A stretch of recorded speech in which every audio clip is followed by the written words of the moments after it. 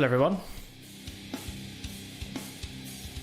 You'll have to give me about 2 more minutes. I have made one fatal flaw, so for the time being, just enjoy the Destruction Derby 2 music and the sound of my sultry voice through this microphone. Crikey. And I will be ready in just a few minutes. So I'll turn the music back up, sit back, grab a drink, go for a wee, all that stuff you need to do, and we'll be back for the beginning of qualifying for the FIA GT Silverstone 500km with 70 kilograms of ballast. So we're going to get our asses handed to us. So I'll see you in a sec.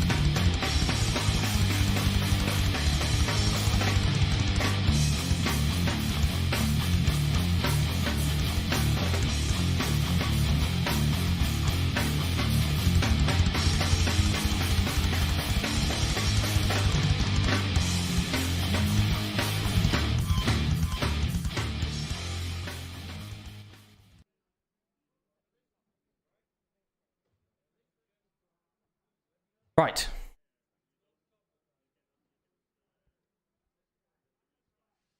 We're in. We are finally in. Chat is ready to display messages. It's going to take a bit of fiddling. Getting used to and fiddling. Ah! Ouch. Right. Hello, Jax. How are you doing? I need to get the right screen up. There we go. Right screen is up. Welcome to qualifying at the FIA GT Silverstone 500 kilometer at Silverstone. Hello, Ali boy. Welcome.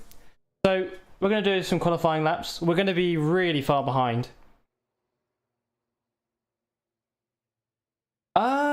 Oh, brilliant.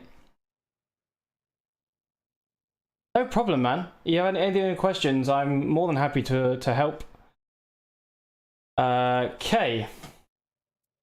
Get up a different piece of paper that has more about which of the player characters are around. So I need to get my Google.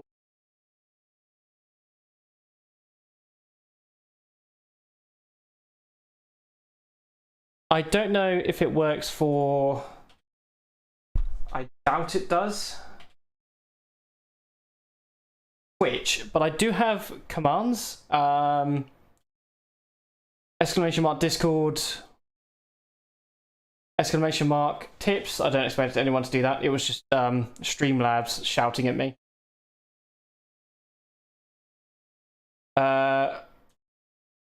And exclamation mark 2000, which gives you the spreadsheet of the season so far.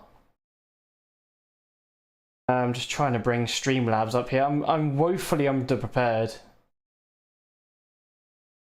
Oh, brilliant. I am using a different mic to normal. Do I sound sultry? Do I sound clear? Do I sound a lot better than usual? I want praise for this microphone.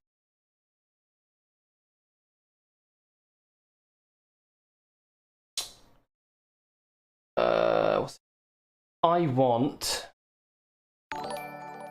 Oh! What is on? Ah, thank you, Jax. You do? I don't like it. Oh, no.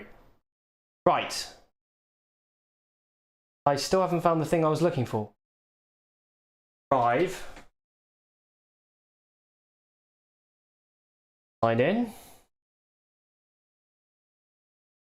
No, that's the wrong.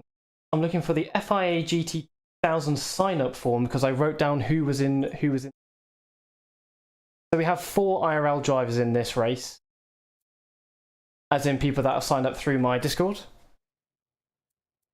Oh my god, there's so many things going. So many things. Oh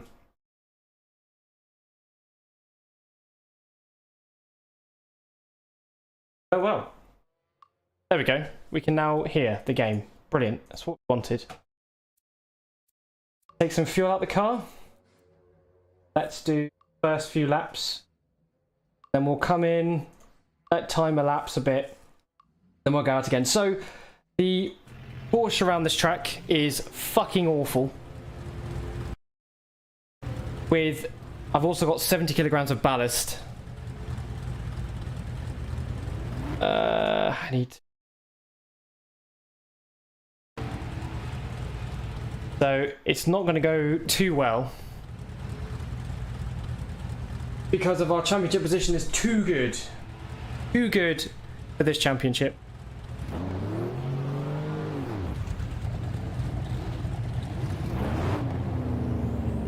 I've also made it so headlights are required in the daytime as they would have been IRL, at least I think at this point. The ALMS were doing it.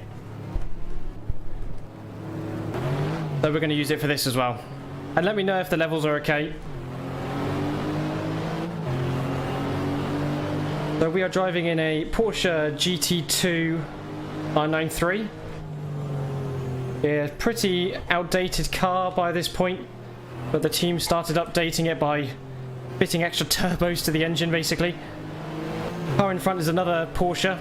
It's the GT3 RS.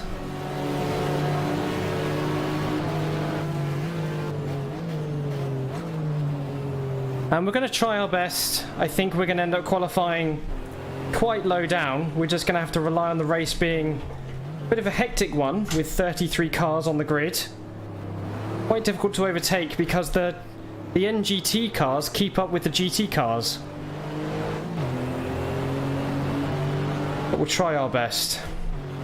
I also have had a bit of difficulty in trying to find the correct difficulty for this race. So I've come up with some sort of compromise and just stuck with it because I couldn't spend more time testing it than I already have. I was just going around in circles. So we're going to stick with what we have. The race pace is supposed to be, again, quite a bit faster than the qualifying pace for the AI, so they can get past the traffic in a faster time frame.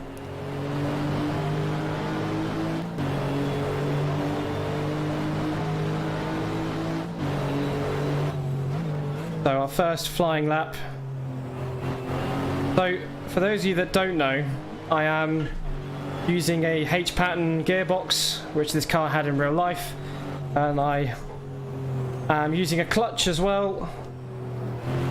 And on the downshifts, you can see there's a spike in RPM. And that's because I am heel and toeing, which is the act of kicking the throttle to ensure that the engine doesn't lock up on a downshift.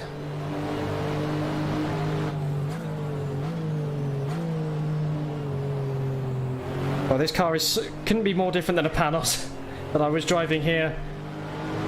I guess if I was using the 2000s terminology, as in if I was here in real life yesterday. This was a joint weekend called I think it was called the Days of Thunder weekend or something. It was a joint American Le Mans Series and FIA GT weekend, starting off with the ALMS race on the Saturday, and then the FIA GT race on the Sunday. So this is the Sunday, the day after the ALMS GT race, and we've swapped our LMP Panos for a car which cannot find second gear.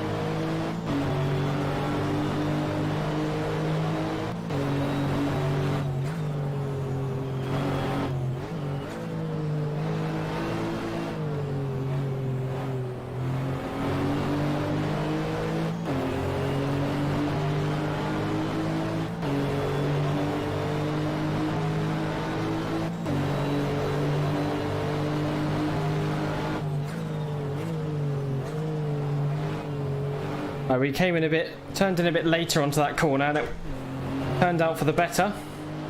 You can see we're up on our time. Try and change down to second for this corner, and then up to third quickly so we can get on the power. Fourth for the exit. Try not to pass that white line. Up to fifth. But leave it in third here. This car's got quite a lot of torque. We can get us out the corner quite nicely. Up to fourth. Keep it in fourth, try and go around this corner. Rips up through the middle, down to third. Get in nice and gently, look for the exit and put your foot on the throttle. Down to second for this corner. This last corner here, depend what you want to do. I tend to leave it in second, but sometimes I go into third. Better traction on the exit, plus I don't have to change gear. Might do some gear changes on our second time out.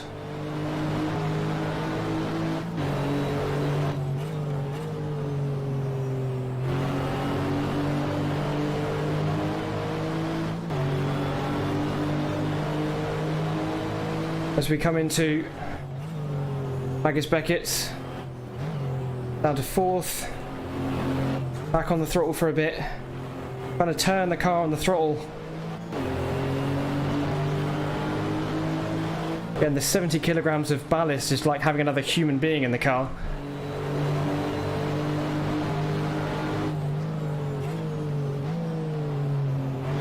A bit slower than our previous lap, but that's okay. Can make up for it.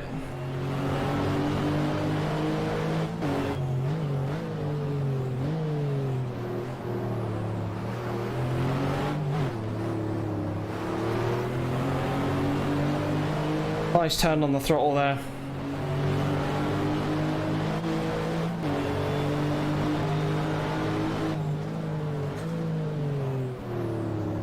And then nice, that curve gives you a nice twist around the corner. Brings the back end round. Try and go a little more aggressively into this corner. We've done that. Down to 3rd. Missing the apex, but we get on the throttle a bit sooner. 2nd place.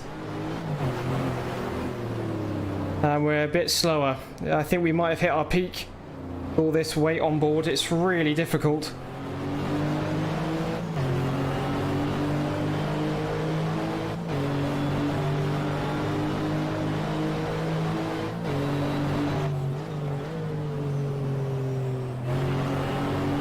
Have to wait so long to get on the power compared to some of our competitors. Got some cars going off track there.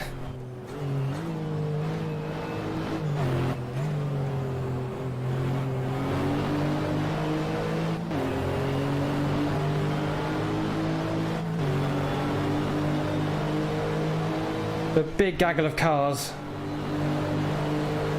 up ahead, that won't help our cause. Now that especially we're one tenth up on our fastest time.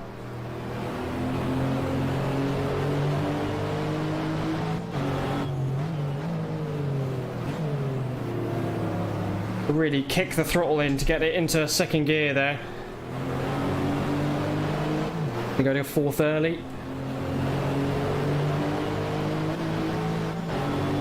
Right, how are we going to make it past these guys? Stay in 3rd. Right, you have to try it around the outside.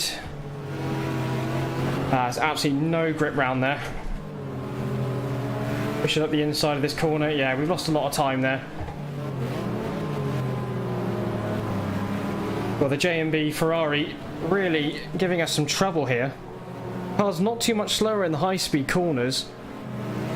Have to make up a lot of time on the straights here, as you can see. That Ferrari and Porsche we just passed, they are in the National GT class, is what the N stands for. We are just in GT.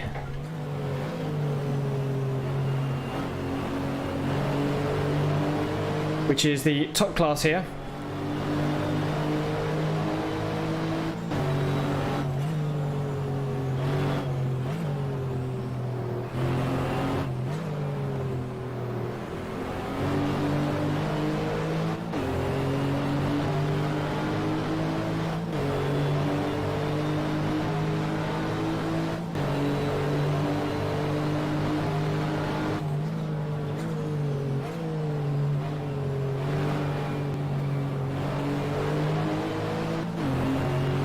Bit faster.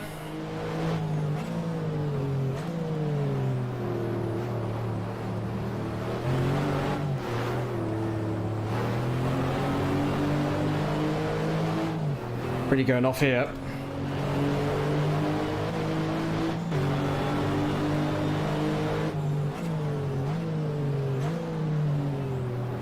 Is really not happy.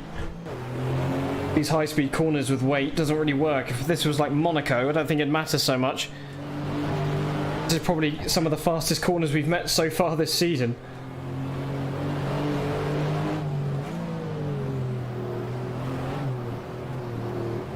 Actually, also, if it was like Monza, I don't think it would matter so much either, which is when I think cars like the Lister number 14 had its weight ballast applied. They performed quite well.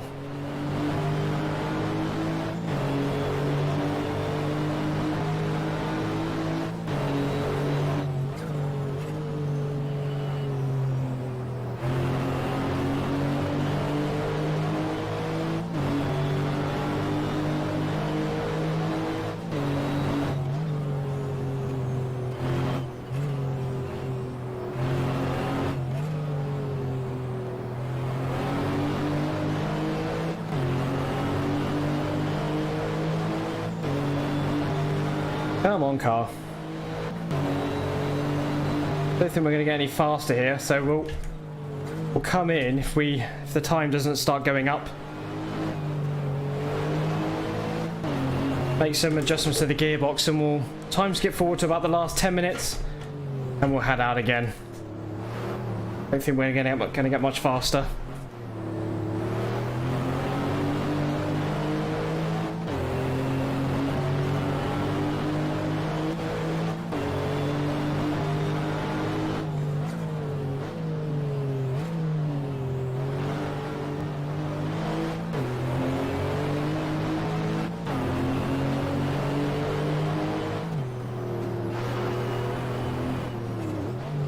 Ooh.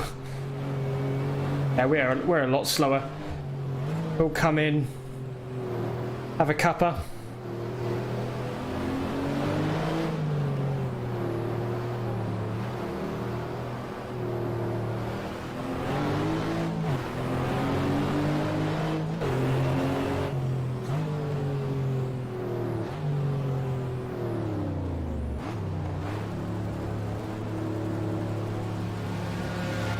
Beautiful.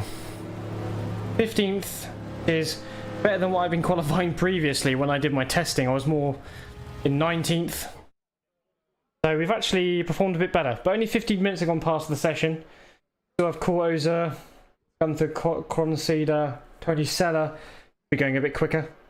Claudiez Goslin should be going a lot quicker. Christian Reed is the one that shouldn't be.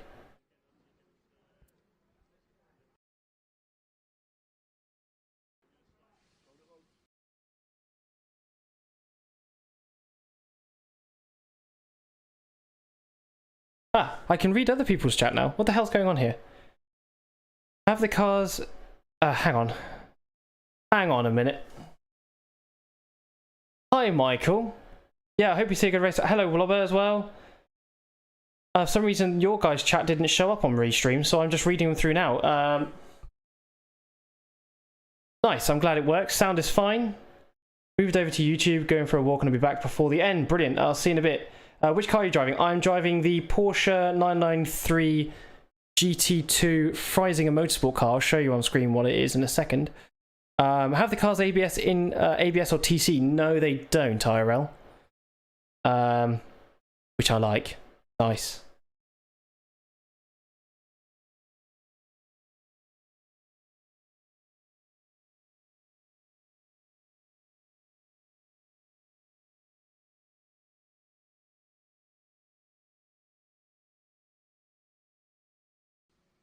So we'll time skip forward a bit.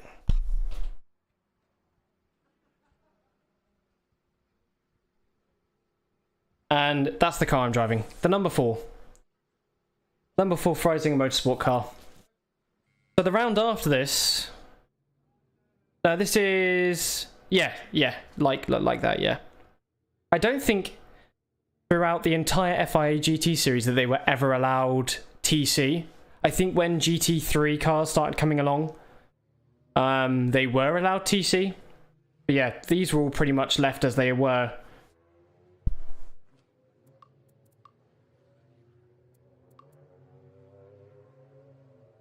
Yeah, it's nice. And so on the...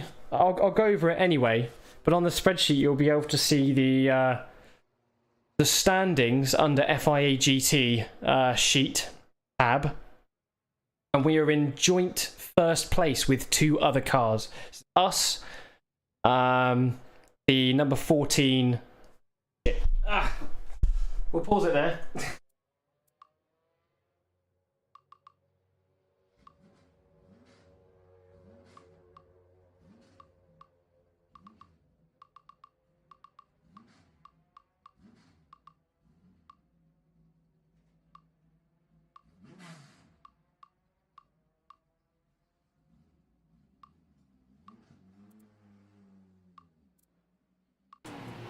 Right, let's go on tracking again.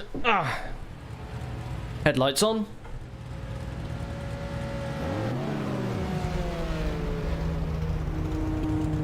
Run over by a different car. Hey, it's the art car. That's that's Dylan. So there's 4 IRL drivers in this as well.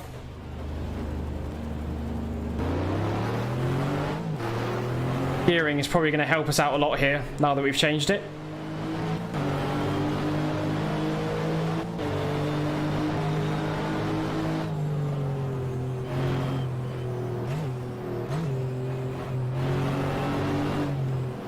Got to get used to the new gearing now.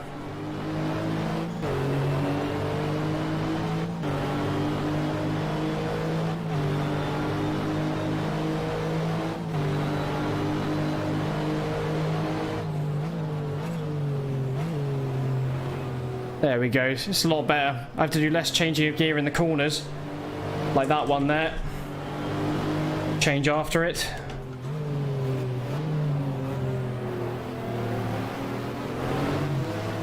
I don't know, just some tracks are like that. I think there is a way to get it to work where they all are in the same box and stuff, but it doesn't bother me too much.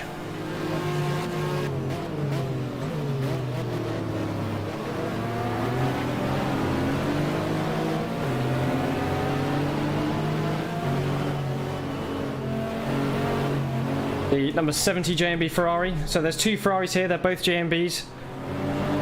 The first racing Ferrari, the one with Toby Johnson in, is not here. Michael Klimpel's Ferrari is not here either. I think it's myself, David Osborne in the number 15 Lister, Dylan Patterson in the number 29 Art Car,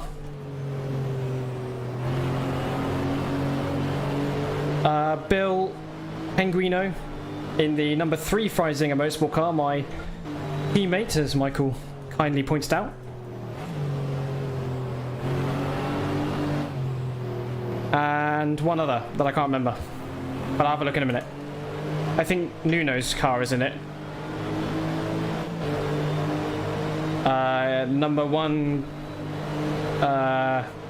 Chamberlain Motorsport Chrysler Viper.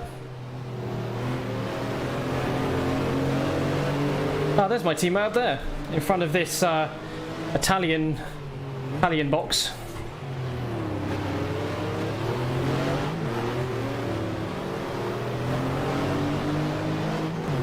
Yeah, we're down in 18th place. It's kind of where I thought I was going to be.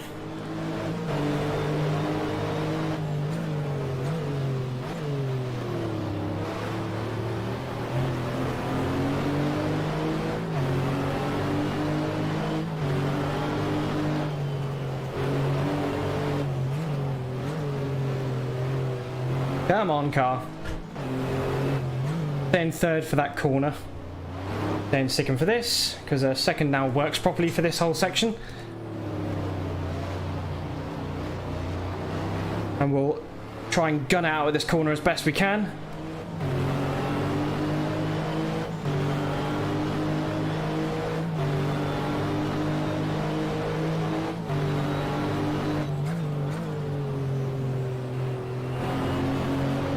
Okay, that was a good exit from that corner.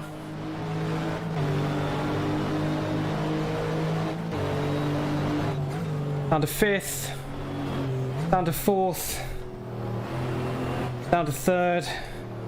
Try and get on the power early here, even if we're going off the racing line a bit. Try and use that momentum the best we can. Oh yeah, that'd be awesome. And well done for getting your VR sorted. At least I think that was you. Could be getting you and someone else mixed up. Yeah, I love sequential shifters. I've got the Fanatec one, so I can do both H pattern and sequential. It's I fucking love it. It's so much fun. Try and get on the power early here, using the power to steer the back end of the car into the corner.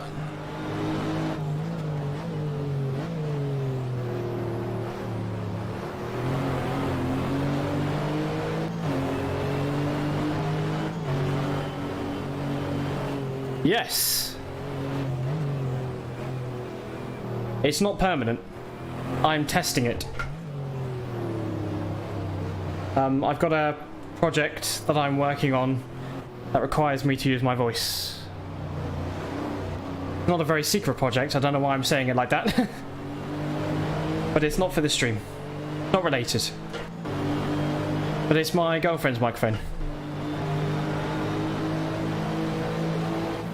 Okay, that was a really good lap. Can't find fourth gear. Yeah, we fucked that one already. Okay, I think that's going to be our laps done. Don't think we're going to really get any faster than that. Oh, we get the Thrustmaster TH8 shifter for my T300 RS GT. Very nice. I just realised, oh yeah, the chat is coming up, but it's being mixed in with the HUD.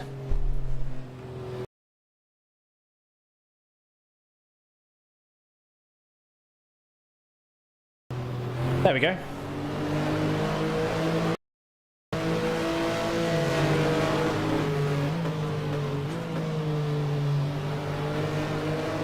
Let's just bring it in. I don't think I'm going to go any faster than that.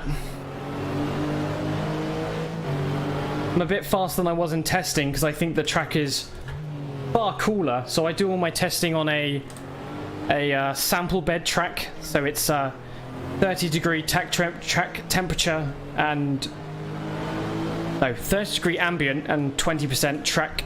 So I can switch between H shifting. Oh yeah, it's so good. Once you get one of those, you won't want anything else. So I knew this microphone is a NT1A, something like that. I'm going through a Focusrite audio interface.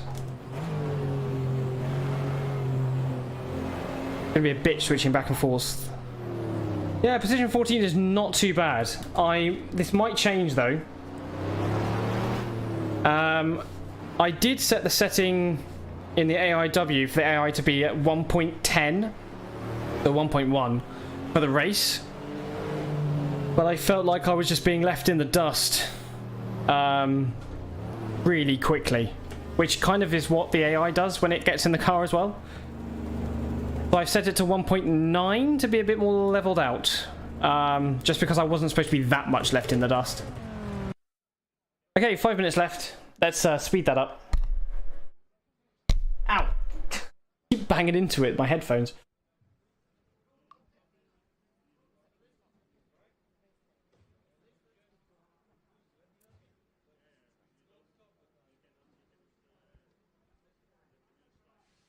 Nice.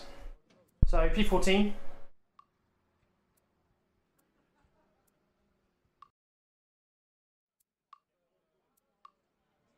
So, I need to look up a thing. But I don't have my phone on me. That's annoying.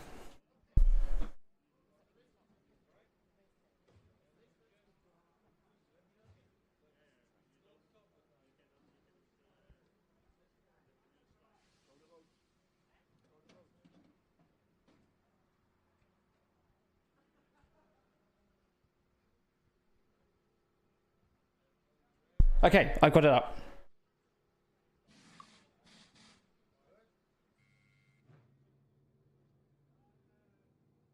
So,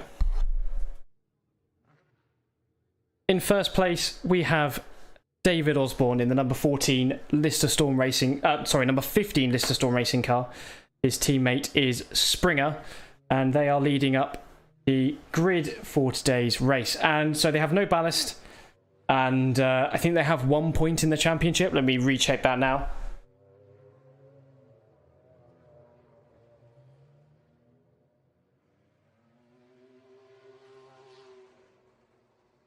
Yes, they have 2 points so far by getting a 5th place in Estoril, which was 2 rounds ago.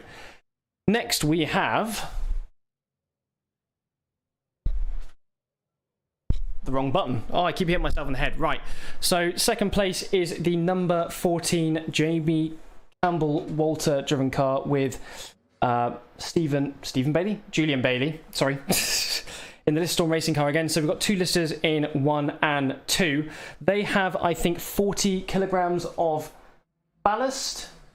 I think they actually have 30 kilograms of ballast because of their 6th place result at Monza. And they are joint first with myself in the championship on 17 points. Third place, we have the number 5 Franz Conrad car. Now, that is Von Garten and Conrad in the Conrad Motorsports car. That's a Porsche Porsche 993 GT2 car, as is all the Porsches in the GT class. So even my car is one of these. That's a pretty good result for them. Normally they are a bit further behind, but I guess the way the balusters work out in this track has put them in good stead. And I don't believe they've scored any points. Actually, they have. They have scored 2 third places at Valencia and at Estoril. They did not score in Monza, so they are on 8 points in 4th place overall. You can also get this if you type in !2000 on Twitch and YouTube, I believe. I'm not sure though if that's true. It might just be YouTube. But there is a spreadsheet there for you to look at called FIA GT information on as well if you want to pick up during the race. In 4th place, we have Gabriele Sabatini in the number 27 Porsche. That is driven by Spinelli, Sabatini and Villa in the Orlando car from Italy. They are doing quite well to be this far as well. I do not believe they have 2 points for their 5th place finish in Valencia. So they are quite far behind points. They pretty much only get good results by flukes, but there could be a good result in it for them today. 5th place, Michael Legenet, or Legenet, Legenadana, Legenegudu. Don't know how you say that. Which car leads the championship at the moment? So it's the number 14 Silverstone Racing in 2nd place, the Freisinger Motorsport number 4 with myself driving, and the Carsport Holland number 25. We are all on 17 points in GT. We'll get to NGT in a moment. So number 8 is the Valum, Jerez and Vord IRL. Not that in my files. That's the Herberth Racing car from Switzerland, and they've done quite well to bring their car up this far as well. The next car is a car that took part in the ALMS race yesterday. This is the number 45 Chamberlain Felbermayer car, and that is Felbermayer Jr. and Felbermayer from Austria, and they did quite well in both races so far, so that's quite them. The Herbert car does not. So in 7th place is Max Beaverbrook. They are an ALMS car, as you can see by the GTS writing down the side.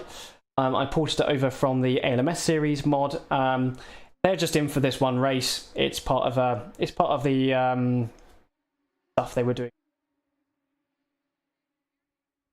Okay, in 8th place is Nuno, one of the other players. So Nuno is in the number 1 Chamberlain Motorsports car from Great Britain. So this is the home race for that team. They are in the Chrysler Viper GTSR. They so far have no points, which is actually really surprising. Only the number 2 from the Chamberlain Motorsports team has points so far, but we'll get to them in a moment. So let's hope they can bring home some points. You need to be in the top 6 to bring home points in this championship, so he's not too far away. In 9th place is the 3rd player character that's signed up for this series. So this is the number 29 Art car from France in another Chrysler Viper. I don't think, again, they have any points. They do not. And that is the of Dylan Patterson with Lafon. They'll do okay, I reckon. In 10th place is Bill Penguino, not his real name, but I guess it is now, in the number 3 Freising Motorsport car, my teammate for this race. They have no ballast, and they've performed quite poorly so far. They should have done a bit better. So they have 3 points on the board. Excuse me, with a 4th place finish at Valencia, which was quite an attrition-filled race, so they did well to get there. In 11th place is the number 2 car. So this is Sila and Brunn. Lovely Viper. Yeah, all these cars bring back such great, I don't want to say bring back great memories. They just look bloody awesome, don't they? Sorry, in 11th place is the number 2 Sailor and Brunn of the Chamberlain Motorsports car. So this is the 2nd of the Chamberlain team. The third being the number 45, really. I guess they're a lot higher up because they had the practice in the other race. But actually, the number 1 was also in the LMS race as well. So they've done well. The number 2 is also on the board for championship on the championship with a 3rd place at Monza. So that's done. They've done reasonably well to get where they are. Hope they can put in a better performance for the rest of the season. 12th place in class is the number 10 of Lagniez, how you say it, and Martinoli of the Paul Belmondo competition car team from France, and in a Chrysler Viper, not having the bestest times at Silverstone, these cars. The number 10 does not have any points on the board. P13 is the number 25 with Heismans and Hart of the Carsport Holland car from, guessed it, Holland. And the number 25 car is actually in joint 3rd place with myself and Jamie Campbell-Walter on 17 points after winning Monza last round. So they're carrying a bit of ballast. They're carrying 40 kilograms and is kind of our main competition, considering we're right next to them. So we're in P14 in the number 4 Freising Motorsport car, my teammate being Hain, the Japanese driver. He's been putting in some really good stints this season, so let's hope that continues throughout this race. We have 70 kilograms of ballast with the maximum being 80 kilograms, so we have a lot of work to put in to this race before Le Mans. In 15th place, we have the number 21 Racing Box car from Italy. That's Caparelli, Sangulio, and Matuzzi, again in the Chrysler Viper, and they have 3 points on the board after a 4th place finish at Monza. So they did quite well there. Being an Italian car, you have to be somewhere near the front, I imagine. 16th in class is the number 12 of Dreischeborg and Vosser, Vincent Voss, in the Paul Belmondo racing car from France, the second one on the grid. The second, there is, only 2 on the grid. And they are on the board in 5th place in the championship with 5 points after scoring 4th in Estoril and 5th in Monza. So they have not had any weight penalty so far. You need 3rd or above to get a weight penalty. If you just get 4th, 5th, 6th, you get points but no weight penalty added. You actually get it taken away if you have some. 11th place is the other Paul Belmondo racing car, the number 11. There is so many Paul Belmondo racing cars. There's 3 of them on this grid. So it's Gosselin and Belmondo racing. And so far they are not on the board. So work to do, but it's more of a fun team car. The team on the team. In 18th place, we have, I think, the second Lamborghini of the season after seeing one at Monza. I could be mistaken. Batted over some. This is Gunther Kronsender and Jobst in the KRT Lamborghini racing car from the Deutschland. That's a Lamborghini Diablo GT. It's a very out-of-date looking car by this point. In 19th place in class, we have Core Azur in the Marcus Racing International car team, raced with Becker, and this is a Marcos Mantra LM600, my favourite car in the grid. Absolutely fantastic looking. 20th, we have Christian Reed in the number 7 car. This is driven by Reed and Cassadai in the Proton competition car. The same Proton that is running today quite successfully in the GT classes in Porsche still. But again, they haven't had the bestest time at this moment. So we start getting on to NGT. Let me just try and read chat if anyone's happened in there. Nothing has happened in there.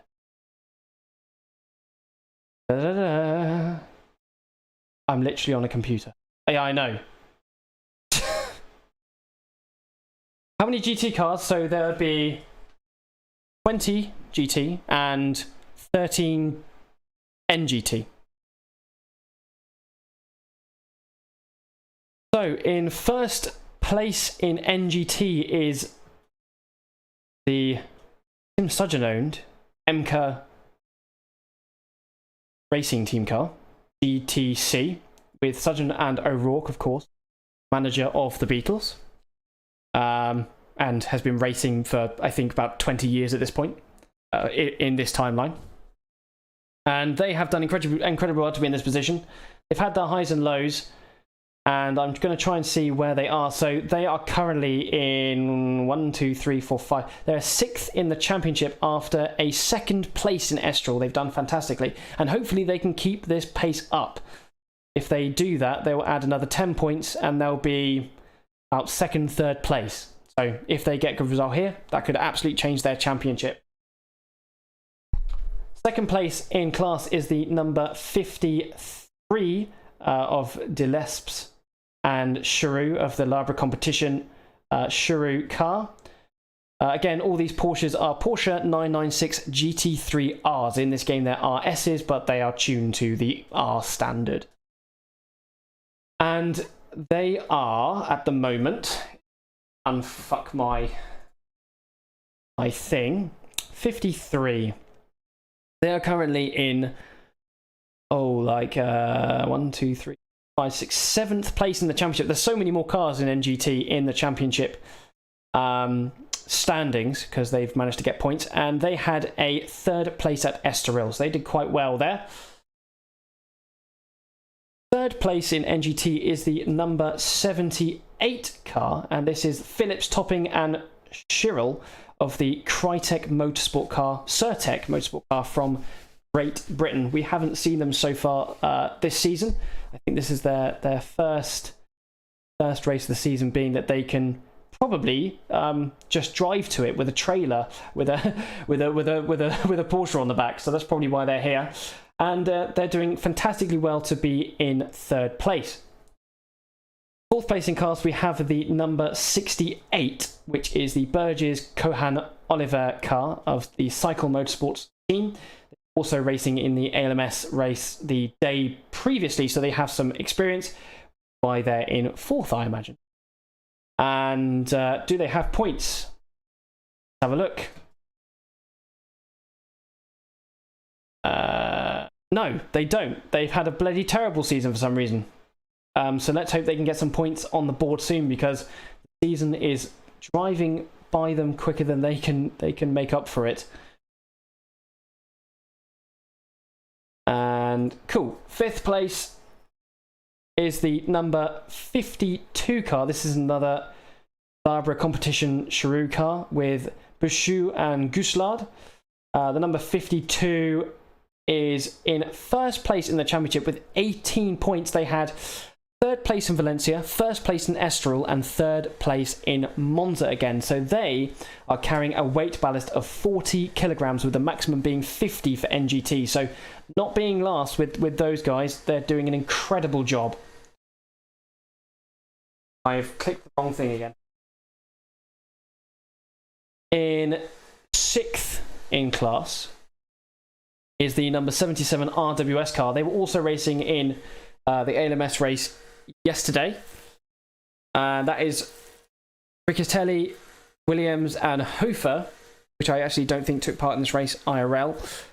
Oh, I think he dropped out. So that's the RWS Red Bull racing car from the Deutschland. And they are doing reasonably not well. They have 1 point from a 6th place finish in Valencia so far. Next is Constantino Bertuzzi in the number 55 Art Engineering car, which has no relation to the Art racing car that whatever his name, David Patterson, was racing. Because this team is from Italy. And I quite like that quite simplistic design. So they, again, they actually have 2 points from finishing in 5th place in. Next we have the Pennzoil number 50 car. On board that car is Nern and Wallander. The GeForce Pennzoil car from Great Britain again in another Porsche. The number 50 is second place in the championship with a win in Valencia, a 5th place in Estoril, and a 4th place in Monza, leaving them to 15 points, only 3 points behind the Labre competition car. And let's hope they can find some pace during the race, because they're going to have to overtake, make sure they stay in competition, and they have no weight on the car whatsoever. So they have a good chance here. Next is the number 67 car. We've been seeing a lot of this car. The Mac Racing car has been doing incredibly well, or at least getting herself into some trouble at some points. And that is Massini and Colony in the Mac Racing car from Italy. And the number 67 car has it's in 4th place with a 4th place in Estoril and a 2nd place in Monza with 9 points, only 1 point behind the guy in 3rd, which is the LRO number 63, which is just behind it.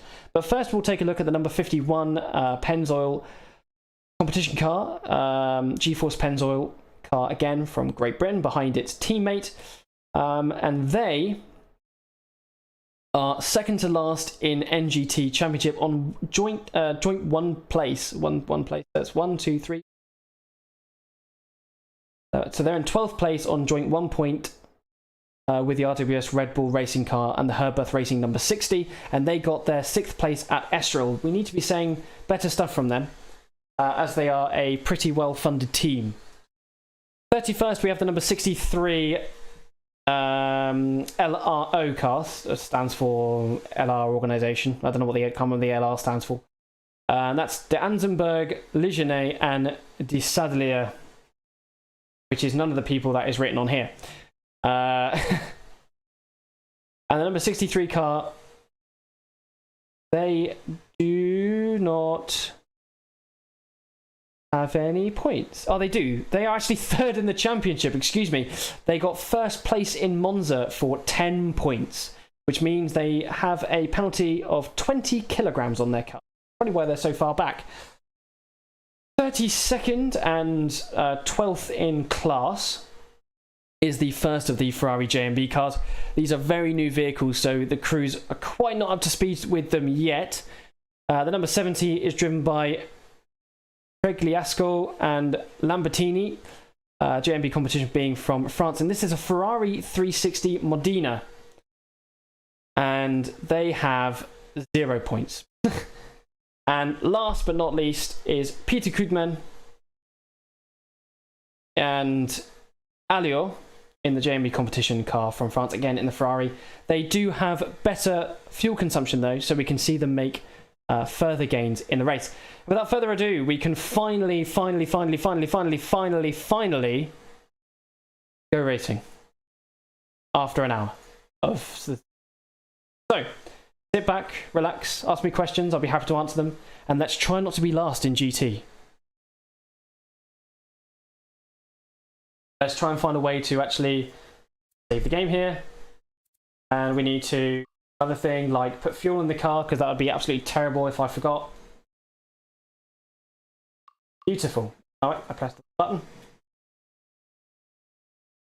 And let's go racing.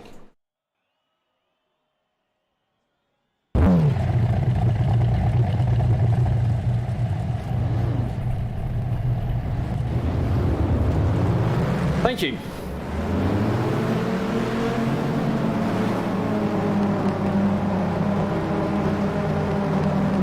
Because of the first gear being so high, it's going to be hard to get out of the pits.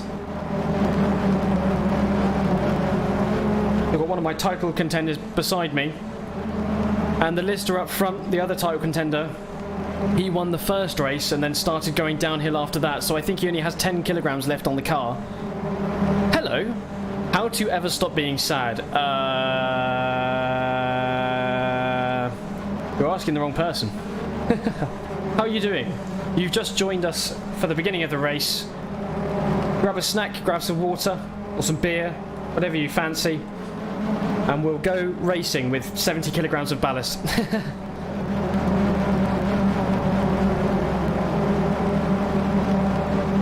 And we'll try and make some positions up in the craziness of this Silverstone race.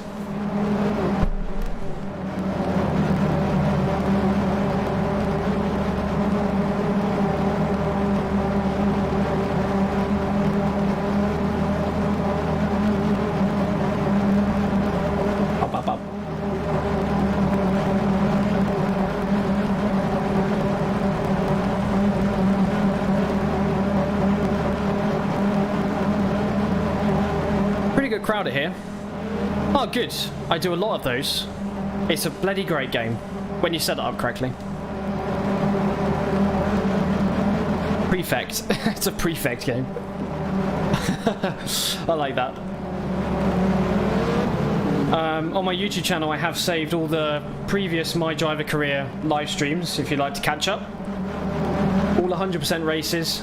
Did the 12 hours of Sebring. So we're doing, I am doing a My Driver Career, which consists of me so far starting in the year 2000 and driving the American Le Mans series in the Panos, or the Panos manufacturing team, and the Freisinger Motorsport number 4 car in the FIA GT series. After Silverstone we have Le Mans. I've already started testing it, I've already started tweaking everything. We've got a lot of work to do because not only am I sorting out the LMP speeds, I'm also sorting out the GT speeds as well, which is going to be a bloody nightmare. And then I've got to sort out fuel mileage for every single car as well. What fun we're going to have. I'm also going to be, hopefully, if things go correct and I feel like it's worth it, going to be splitting that 24-hour stream into 2 halves and streaming it with 2 others who I'll be sharing the car with by swapping the save file so we can change drivers in the pit stop. So you literally save the game, quit, that other person takes their exactly the same version of GTR 2, puts it into their save file, and they can load up that version of the game. Maybe. I don't know. I've never been a huge fan of it. But maybe. I'm open to new ideas. So we'll be able to run the whole 24 hours of Le Mans in the same car.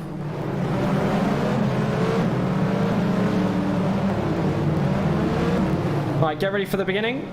Wish me luck. We're not going to be going too hard on the AI for the first couple of laps. And we are go. Yeah, sure.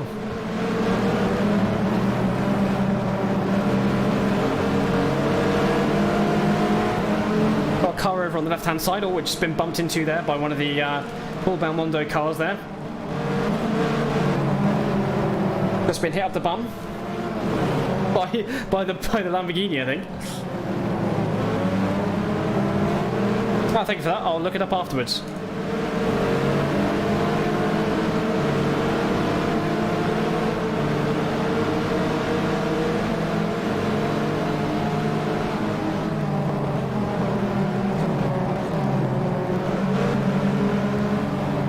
Car's really hard to control on this amount of fuel. 100 litres of it.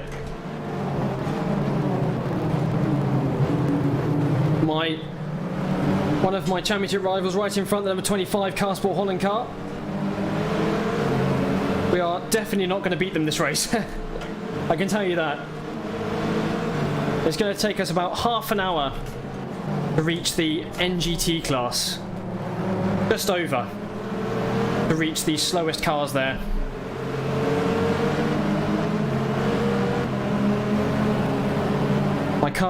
My car windscreen is already incredibly dirty.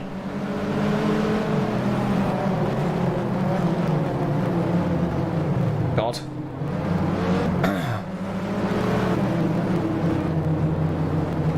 Got a car on my outside. Got to try and kick around the rear end with the power. As we've got one of the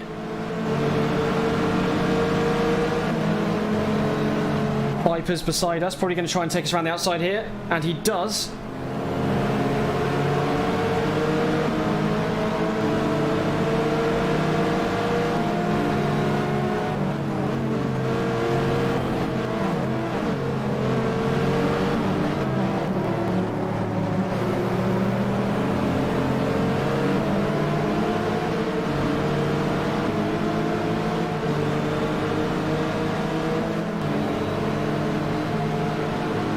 Try and keep up with this pack for as long as we can whilst there's no traffic. Traffic is the big equalizer between me and the AI.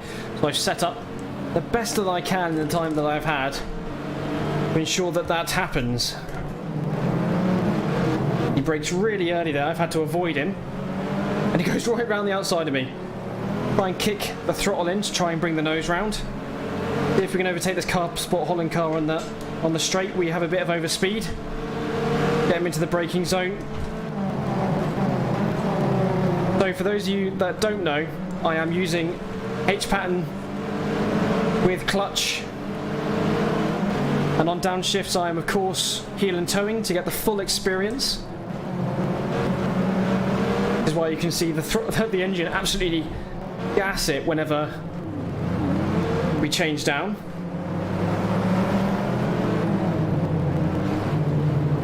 Try and use the throttle again to get out of this.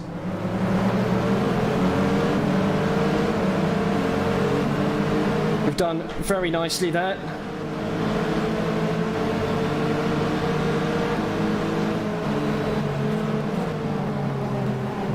Going a bit slower so we can get on the throttle a bit earlier.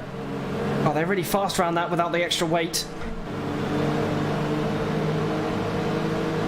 We're going to the fastest complex on the circuit. I may have gone over a bit there. My mistake. We're being held up. They're being held up here. Just giving us the time that we need, but the rest of the pack is getting away. Thank you very much, Michael.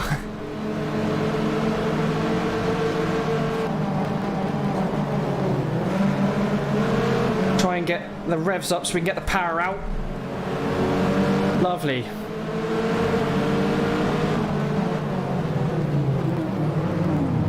Got a bit of a lock up there on the front right tyre. Turn too much whilst braking. I'll try and get on the throttle, bring the rear out. It's going to absolutely ruin my tyres doing this, but we've got to try. Made up another position there. You can hear the Vipers getting quite close on the brakes. Fortunately, I just can't do the same. Get to fourth gear before we get to the corner. Bring it in nice and early, but it understeers incredibly just going downhill there, but then quickly regrips again once they start going uphill. Second gear I have a massive problem with getting into, so I've got to try and make sure I take my time to get into that gear. Looks like we're all stuck behind Bill, my teammate.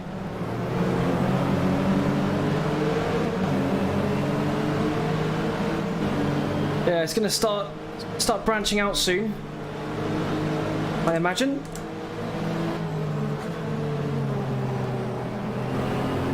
Oh, it didn't work so well, that one, but we're going to try. They are coming fast. Try and hold on to this position for as long as we can. I'm going to try and block too hard because I need to try and save my tyres. But let's just take my racing line, use this bit of fresh air that we have in front of us.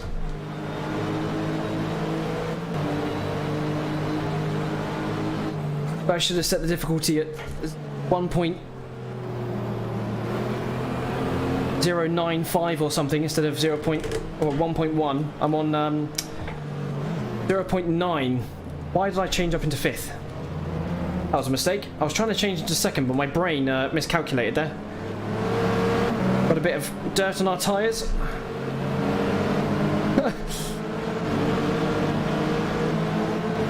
But the AI will get faster as they start spreading out. Like I said, I did about 5 hours of testing and I still couldn't come to a conclusive number. But I think this is about right. Pushing as hard as I can.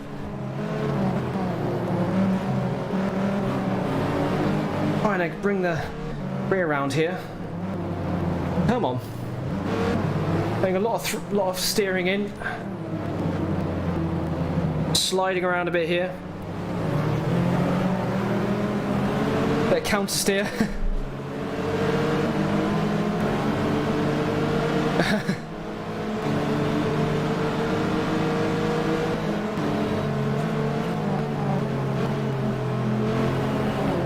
Oh, the 70 kilograms of ballast really hurting us with the fuel as well. We just cannot get our nose in unless we burn up the rear tyres. It's not always what we're looking to do. I would have much preferred the ballast at Monza. But it's what we've got. I use CC plugin. I do not use the anniversary patch, no.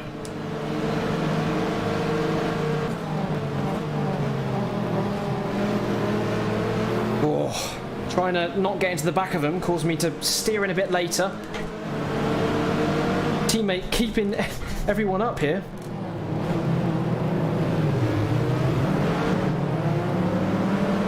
Kick the throttle, come on.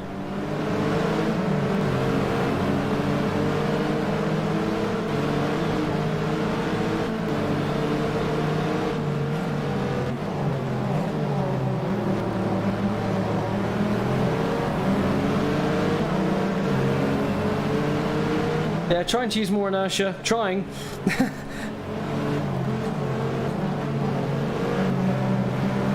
Not as easy as that.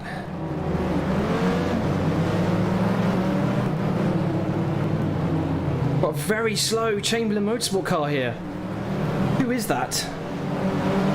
Ooh, managed to power out past one of the Paul Belmondo cars.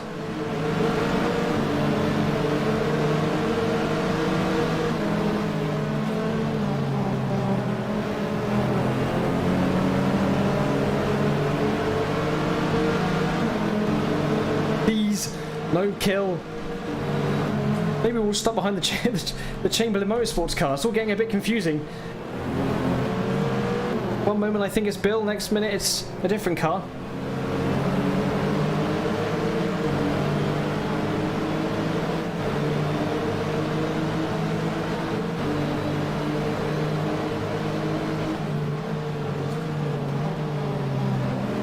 Yes, this mod pack is literally crew chief and the FIA GT 2000 to 2009 mod. Hey, it didn't go into first.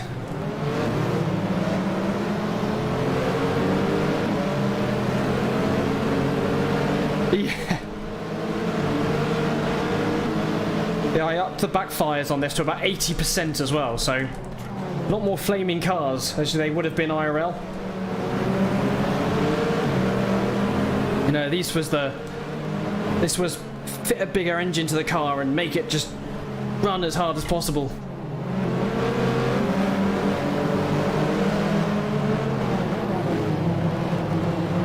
No such thing as BOP. I mean, I guess they had to build it to a set of regulations, right? But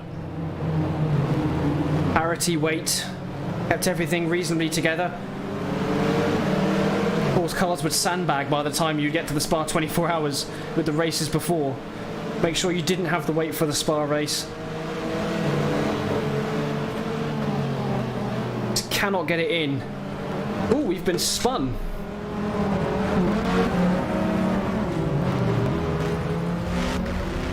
Bastard, we've been spun.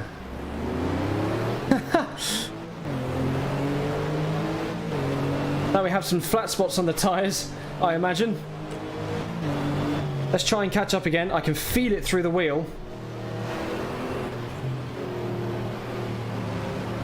Got to try and make it past the Proton and Kurosawa as fast as possible. More dirt on the screen there. Sky is looking a bit overcast. That means we're going to get some rain. Wouldn't surprise me here at Silverstone. Although the weather difference between this race and the last race we did has been massive.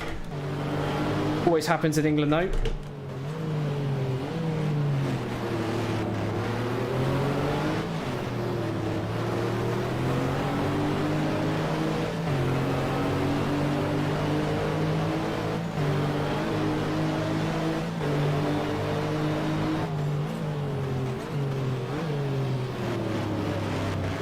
We're catching, but we need to catch at a faster pace than this. Yeah, that was a that was a touch by the Paul Belmondo car. I'm not sure which one.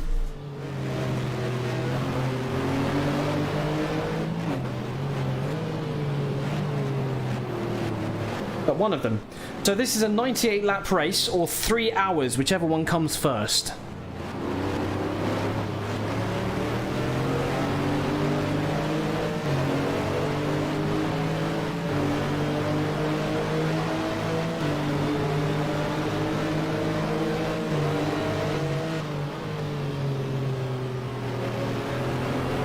Not Car Sport. Did I say Car Sport Holland? I meant Paul Belmondo car, racing cars. One of those guys.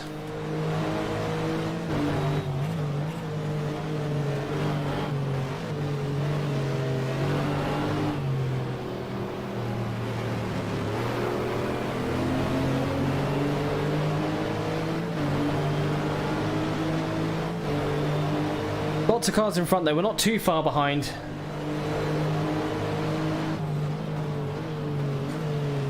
Yellow flag out. But what that's for. I forgot to enable crew chief, so I'm not sure. We will maybe do that later. Oh! One of the GT cars has just been pulled out of the line of fire. It had an engine fire. And we'll look up who that was when I'm out of the car, and we can get more information about that.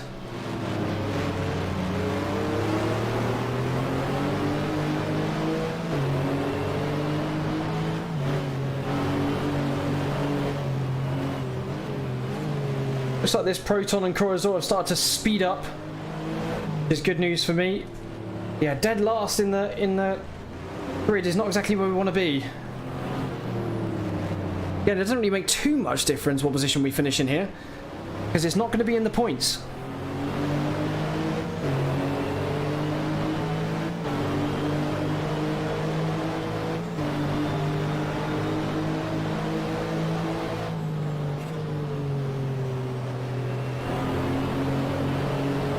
There you can see my slidey marks there.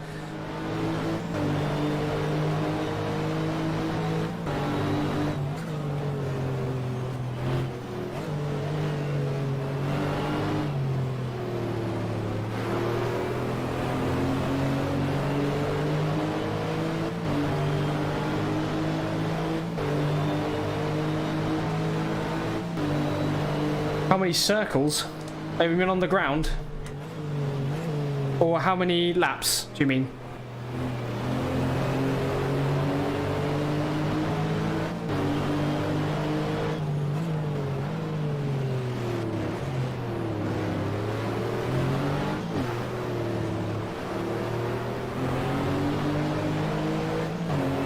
Yeah, laps. There are 98 laps or 3 hours, whichever one comes first.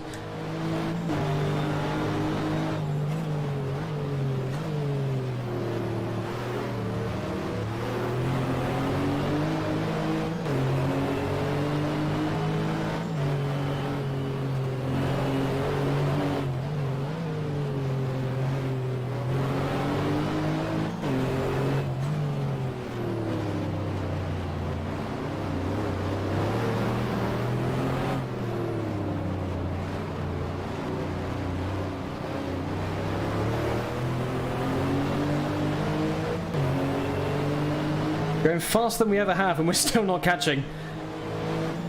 I think the flat spots in the tyres are really hurting us now. Right, we can get on the power a bit earlier. We managed to get in nicely there.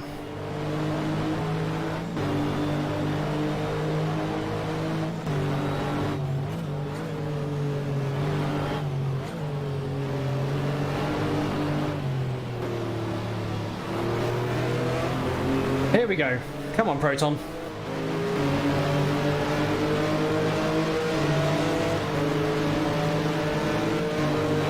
Right, not last anymore.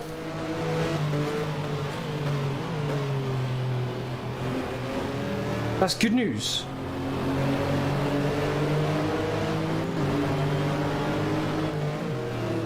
Keep doing that. Why do I keep changing to fifth when I want to go to second? That's like a really strange theme what I've started doing.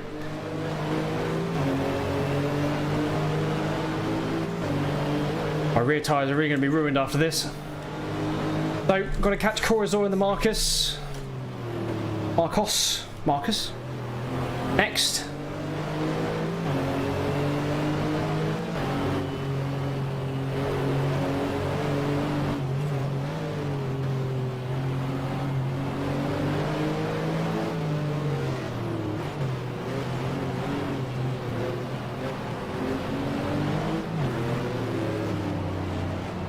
Come on.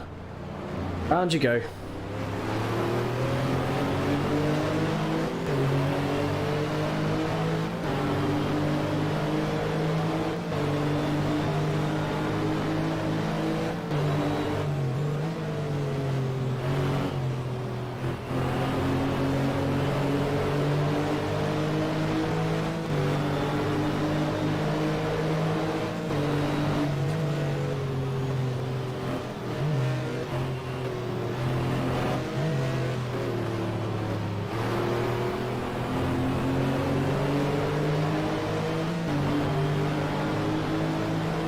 But you're getting tired already.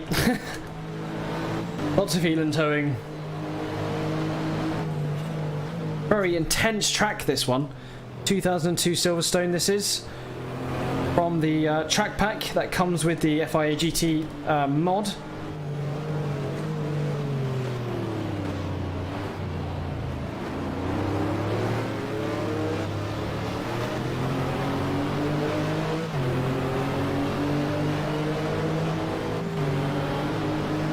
Well, Corazor's really sped up to those guys ahead. Really struggling with the brakes here.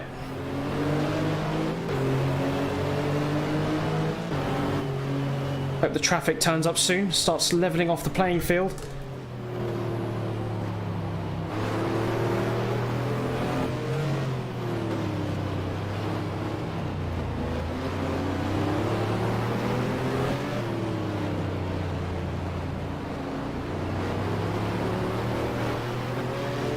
Come on, turn.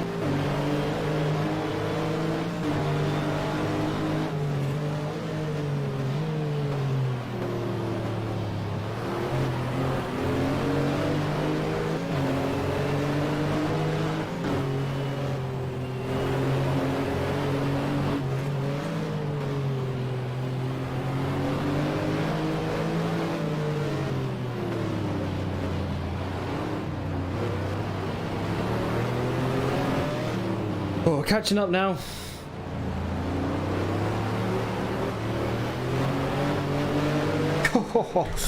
Lots of rear slide out of that corner.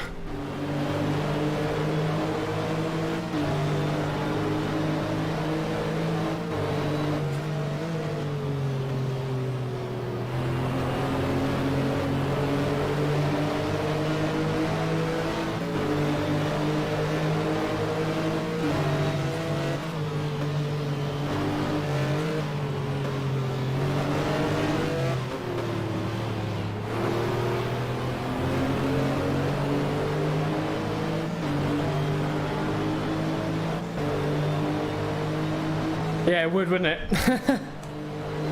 Yeah, it's what I expected. We're going to be a bit far behind. Just because of the weight and this track and this car. I've balanced things fairly, so us being back here is what I would expect. Couldn't find first gear there. Don't want to end up in the situation like I had in Monza, where I had no second gear by the end of the race.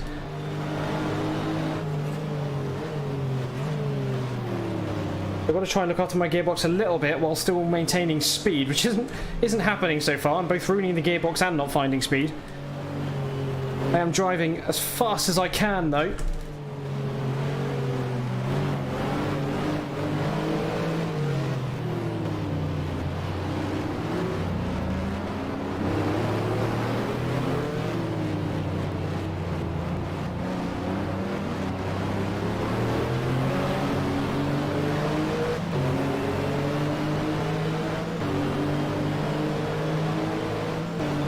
Love getting the power on this car. Sounds fantastic, feels fantastic. And really balance it. Really balance it out of that corner.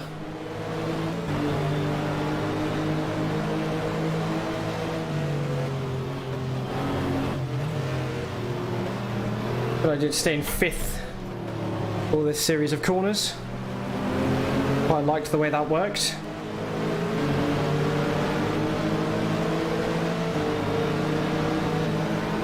We're now in it. We're in a battle with something. Probably the car that hit me off, actually.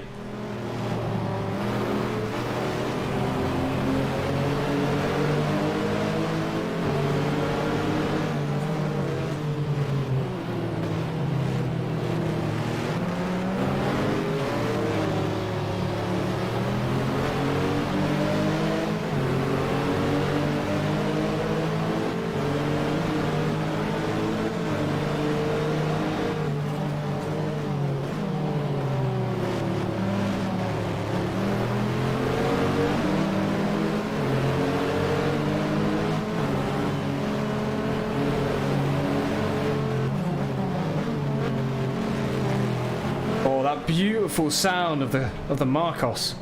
Absolutely beautiful.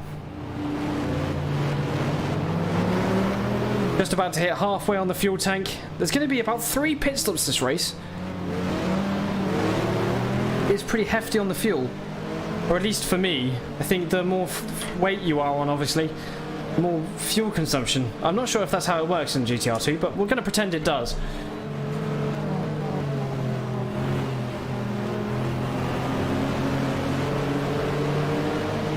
No, because they're base game cars. I don't know. I don't have it bound anyway. I wouldn't even be able to check. I don't think so.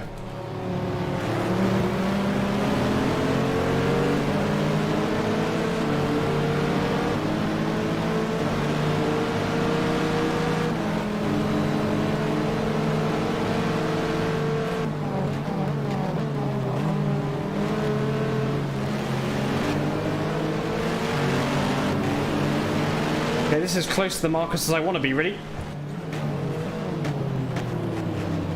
Okay, let's try and work.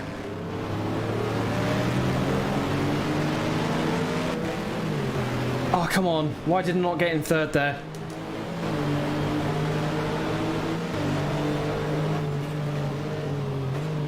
I mean, we're struggling with gearbox issues already.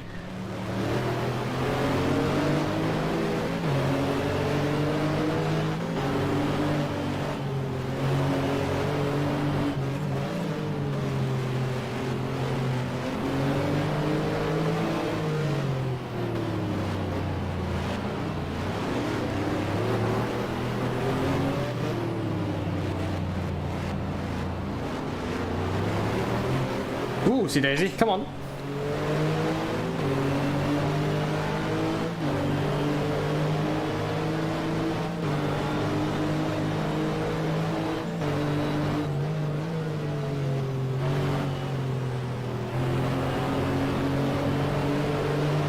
Ball's really gone now.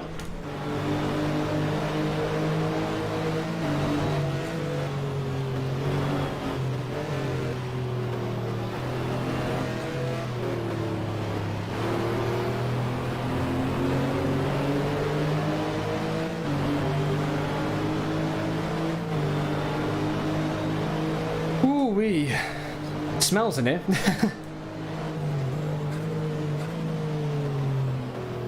Oh, come on.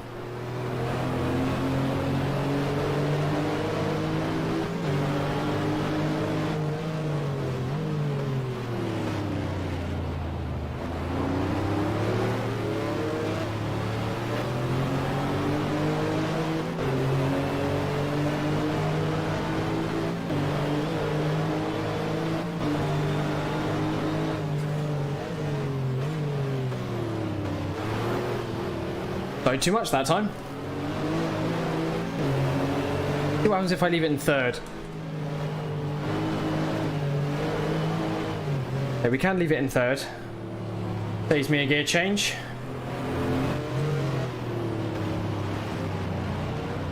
Close, but we can.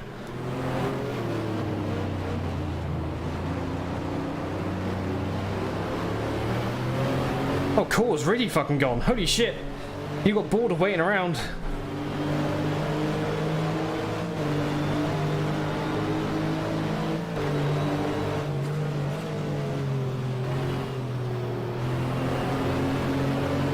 What version do I have? I have the Steam version with the Crew Chief plugin and the FIA GT 2000-2009 mod installed. And it's whatever the latest version of CNC plugin is. I downloaded it from his Discord.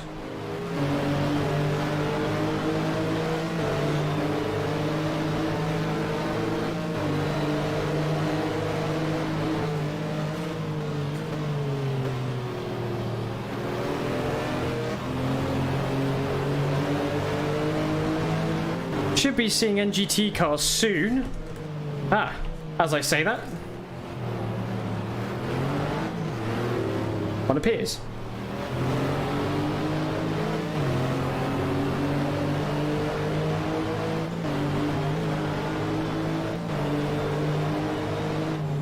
Yeah. That comes automatically installed with the Steam version.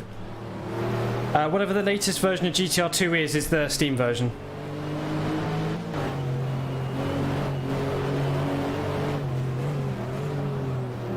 Oh, I locked up there pretty heavily.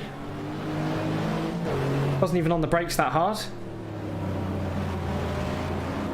You'll see how quick the NGT cars around here actually are.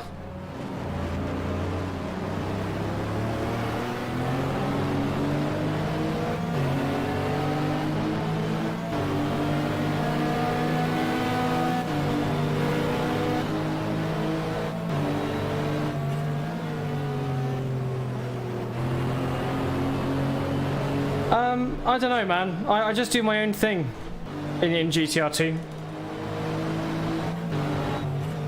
I probably won't want to do the toes thing. I know that's hard to hear, maybe, possibly. But I just like, I like tinkering with GTR 2 myself. I'll have a look though. I will definitely have a look, and if it really piques my interest, I'll definitely hit you up.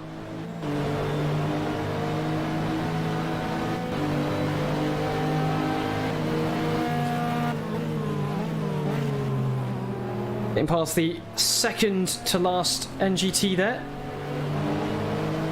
Again, they have better fuel consumption, so see how that plans out as the race continues.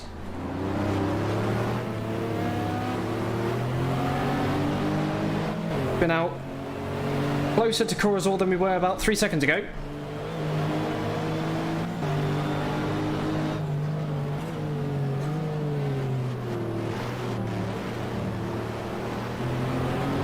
Yeah, I will, after the stream. Sorry, mate, you're being really pushy, and it doesn't really turn me on very much, you know? But at the moment, it's a pretty hard no. Just doing my stream, doing my thing. If you want to sit and enjoy it, then you can. But if you just want to find someone to do toes racing with, maybe you're in the wrong place. Apologies, but just how it is.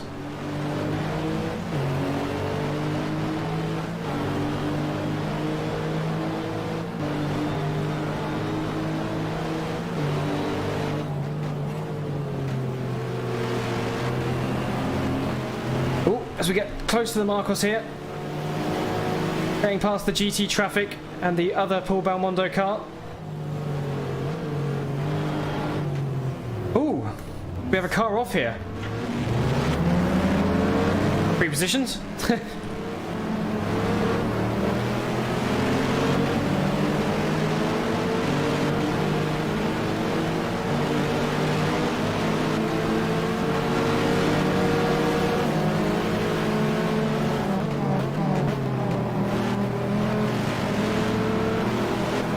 He goes right around the outside there.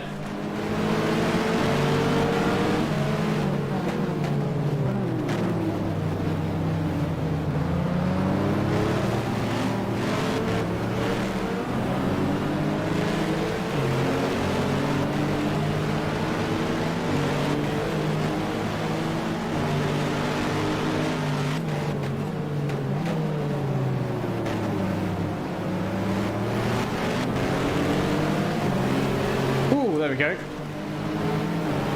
Almost lost it and went straight into the back of the NGT car there. Try and bring it up the inside of this. Ball there.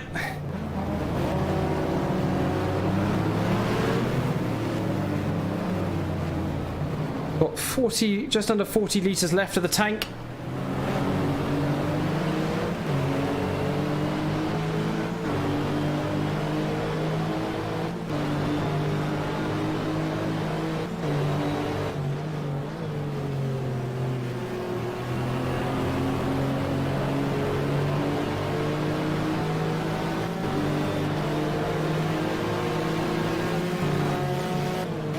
Ooh, beautiful move.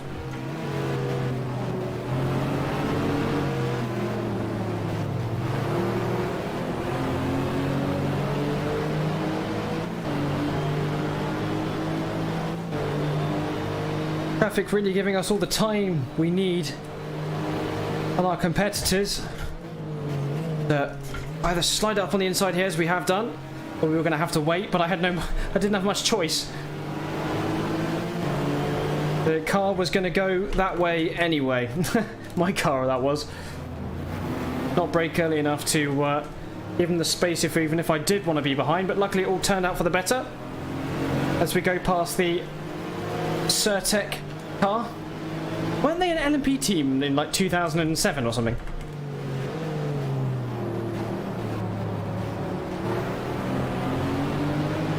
Okay, LMP2.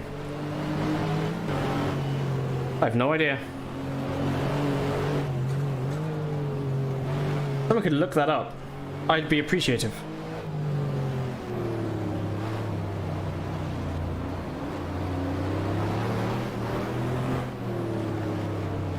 Yeah, I've been thinking about this next season stuff a lot.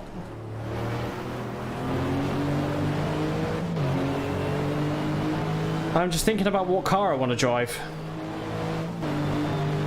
Because if I do bring up my own team, I'd like to add some sort of money system. It doesn't have to actually exist, but just makes sense to me about how that would work, what class I would be in, what car I would be able to fund, and what races I'd be able to make. So I'd probably start with a car of my own team in one series, one of the series being FIA GT or ALMS, and then still run for a factory team in one of the series.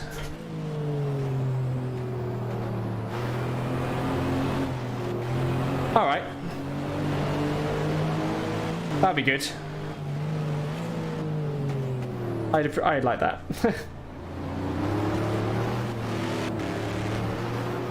Oh, I can hear Kerr behind. The Oizer? I always called him Uzer, but I was watching a Eurosport stream race replay of this, and they kept calling him Uzer. Oizer? No, wait. Uzer? I can't remember. He's not happy. Whatever he is, he's not fucking happy with me being here. And we're locking up again. We're getting really bad problems with these tyres. Front right tyre just locked up out of that. With the pressure of the car not being fully on the road, just coming over that riser.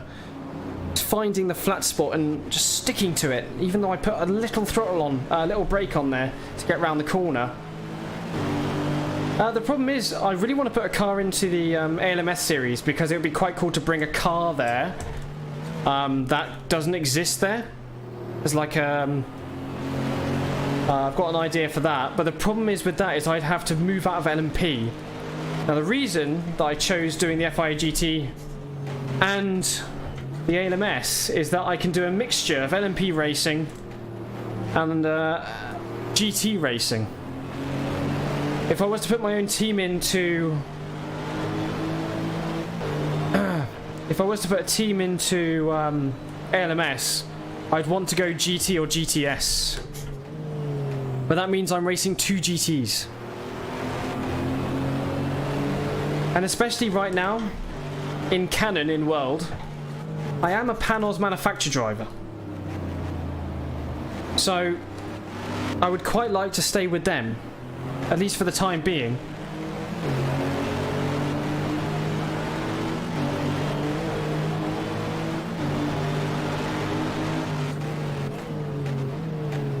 Maybe we'll get LMP funding. But I don't know yet. Customer LMP1 teams or whatever. One's so big.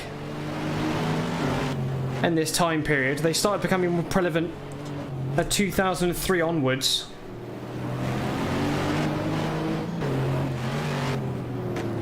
But we'll see. We'll see what happens. We've got a lot of season to go before next season. Got a lot of racing to do. A lot of racing to do.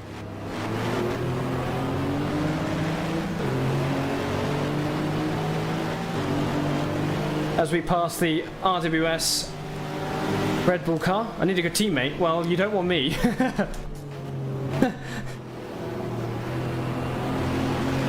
I will crash your car.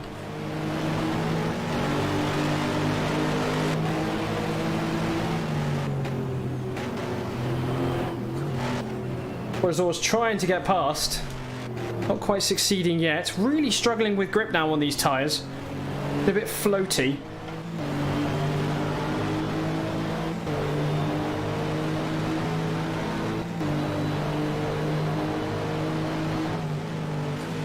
Okay, the game is trying to get me into the pits. We're going to turn that off. We're not going to go into the pits until a bit later.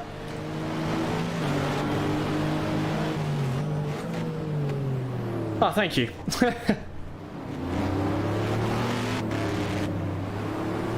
I appreciate that.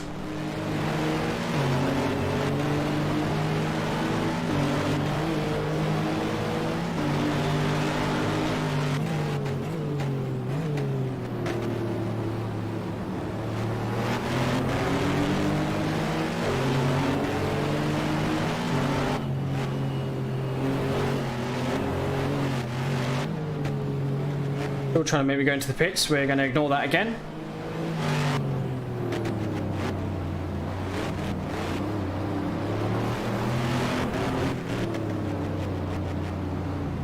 Keeping up with the car ahead in terms of pace. We're not near him, but we're kind of going between 5.7, 6 seconds to 6.1 throughout the lap. Is good news. Means we're able to keep up when the opportunity arises, which will be much later.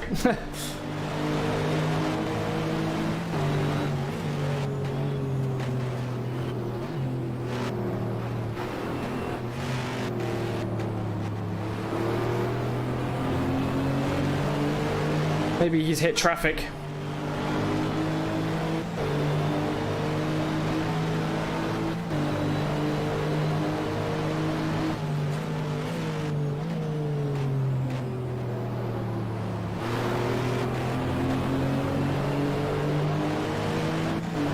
Is really struggling now behind me. Looks like he's burnt out his tyres.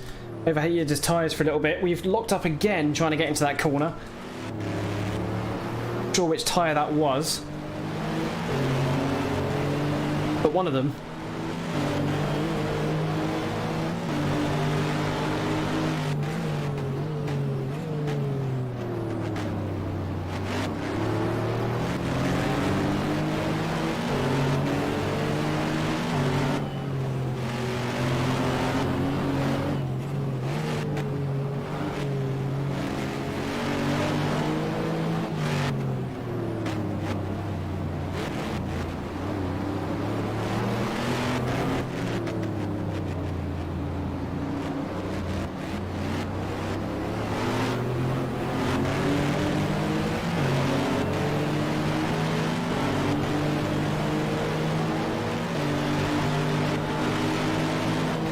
Ooh. Brake a bit early just to make sure we can get out the corner better.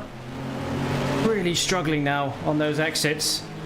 4 is now closer than ever and giving me a bit of a flash there.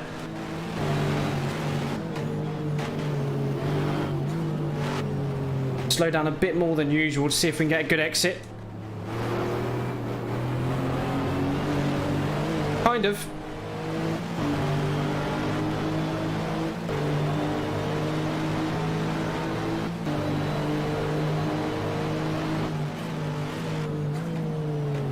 Oh, come on.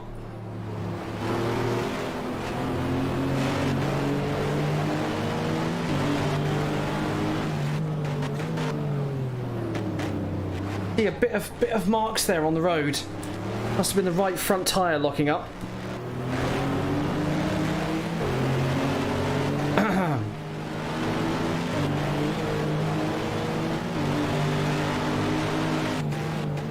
Looking forward to getting out of the car and giving it to my teammate here. Very sweaty and need a drink of water.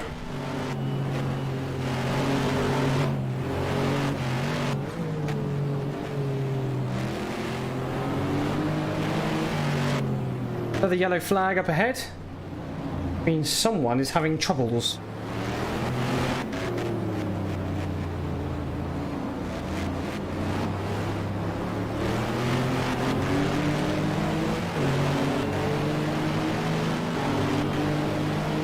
Oh, is that the number 25 car?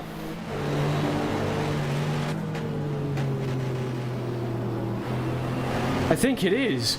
One of the championship contenders is out of the race. I wish I had crew chief on. That would solve a lot of my issues. Yeah, no, so do I. It's really hard to control this thing.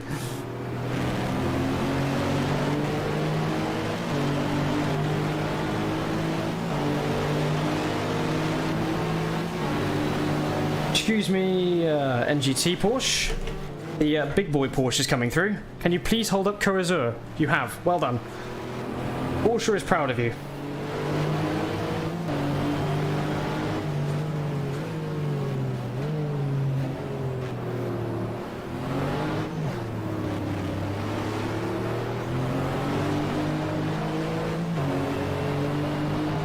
Spin definitely gave me some pretty bad flat spots.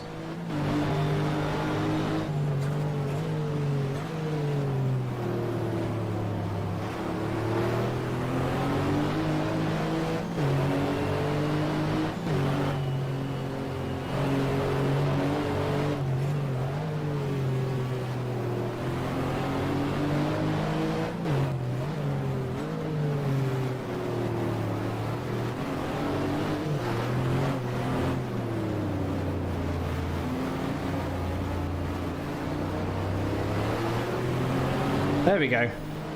Good exit out of that corner there. Easily get us past the cycle car here. Not sure about the Library competition car. I believe that is the number 25. So that is really bad for them. I literally smell like I'm on fire. What's that about? Like wet fire. That's supposed to happen? Anyone a doctor here?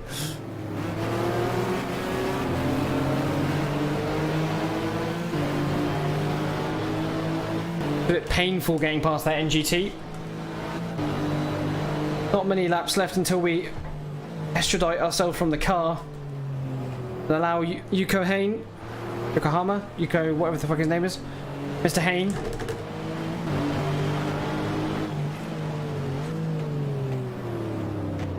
Really struggling here to just brake. We are pretty much spinning the rear tyres every time we get out of any corner just to get some sort of extra speed. Absolutely fantastic to drive. Absolutely amazing. Love the amount of control that you have for a game that's this old. What an experience you can get from GTR 2. Another yellow flag. Someone else having issues.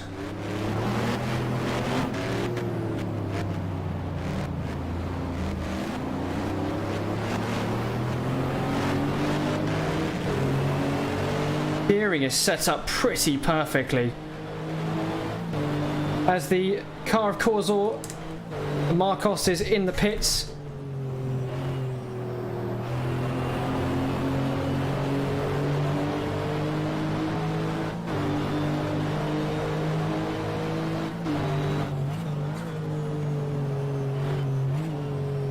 Now we're on our own for a bit. We can breathe, relax, think about our co-driver's stint.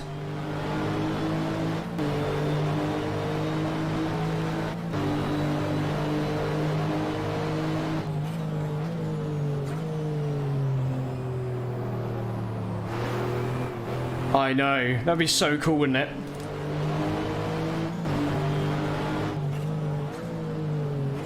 That's why when I do the grid walks at the beginning of the race, I always like to talk about the other drivers in the car as well. Got to remember this is a team sport. Just one driver in the car.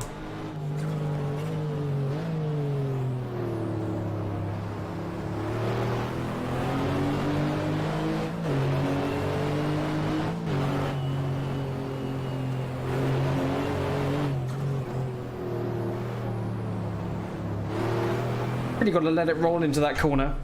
Slightly cambered against you. You have to really let it roll around. Same with this one.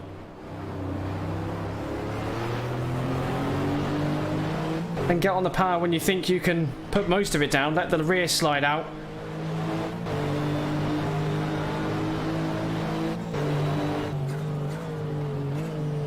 Don't know why I changed to third there. That wasn't necessary.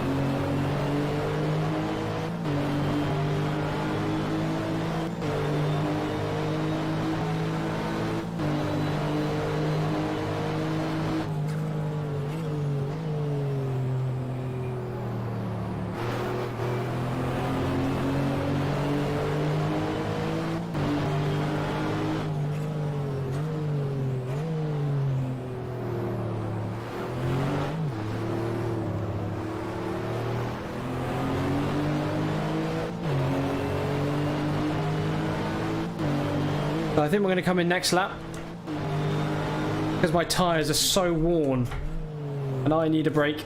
I don't know why I've put the pit box now. It's supposed to be next lap. I keep saying things, my body keeps doing them before I'm ready.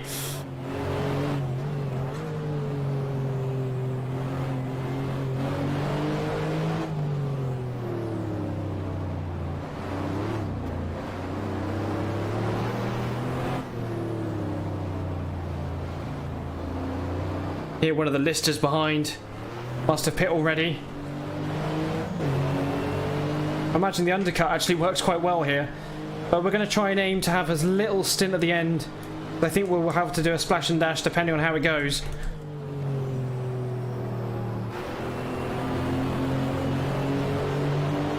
But some of the cars are already pitted already, which is going to give them a bit of an advantage at the moment.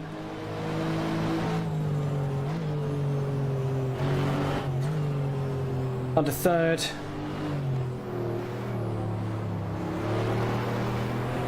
But I've not got my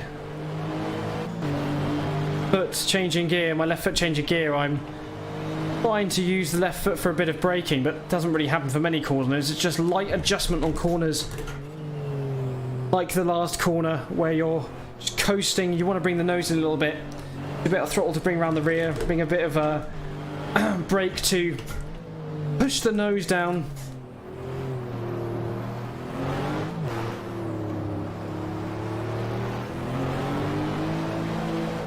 We are really struggling for grip.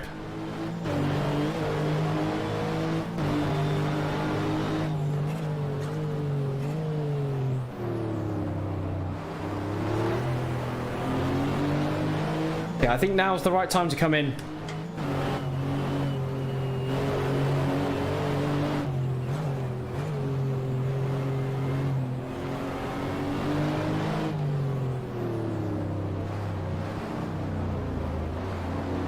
Another yellow flag. I wonder who that is for. And when the AO gets to the car, we'll get hit, box, box. We're flying in. Not get a penalty. Fit in a gear. That would be helpful, wouldn't it? Where's my pit box? Here it is. Turn the engine off. Awesome. Oh, we really destroyed that front left tyre. And the, rear left as well. So Hayne is going to go in the car. He's going to have a full tank of fuel and new slick tyres with 5 seconds of air repair. So let's get that started. Yes, this is a 993 GT2. This is the Freisinger Motorsport car number 4. I'll be able to show you it from the outside once we are out the pit and the AI car is driver is driving. Mr. Hayne, my teammate, has been doing so well this season.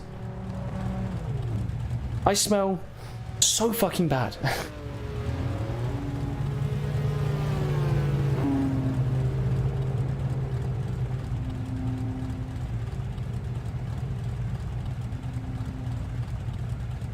Long time to refuel here. Tires are going to go on. Yeah, Freising is amazing. We'll see what happens, but if I don't make my own team, I'd like to stay with them next season. Moving down to the NGT class, which was very, very, very popular in 2001. More popular than GT.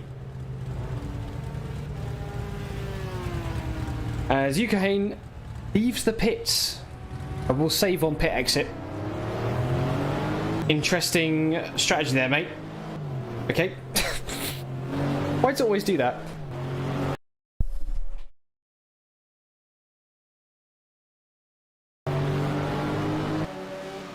And there we are, the number 4 car. Beautiful. Headlights ablaze. Oh, number 23 is off track.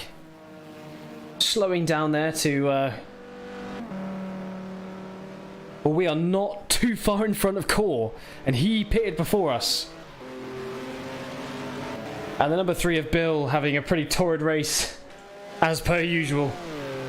What have you missed? I got spun out by one of the by one of the Paul Bermondo cars, and we've been fighting with the Proton and Court Azor, the number 25 Carsport Holland car that was battling for first place in the championship, as myself in the number 4, this car, in the number 4 Freisinger car, the number 14, let me find it, number 14 Lister, and the 25 car, it's the Carsport Holland car, have all got 17 points. But now, the number 25 is out. So, not great. I mean, I'm also not going to finish in the points either, so not great. So let's have a look through the grid.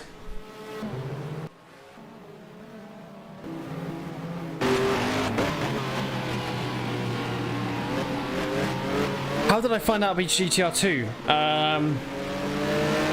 No one told me about it specifically. It was on Steam sale, and I liked the look of it, and it was a few years ago. I think 2011 I picked this game up. 2013 or 12? It must have been about 2012. I've had this game for over 10 years, and I've only started to really delve into it now in the last few years. Last year and 2 years. And loving every bit of it. So, I'm battling with Corazor and the Marcos. He really gets some speed when he wants to, so let's hope my AI driver can keep him behind, but I haven't got much hope. Let's go from the start to the back. Ooh, as he overtakes us. And I think it will stay that way. I think he's going to get away. In real life, the Marcos did not actually start this race because of, I think it was an incident. I think he had an accident. And the number 4 actually didn't start because of an electronics problem. But with every single other race so far, I've started all the cars that did qualify, but didn't make the race. I've had them all in. So we're doing the same here. So let's go to the front of the grid.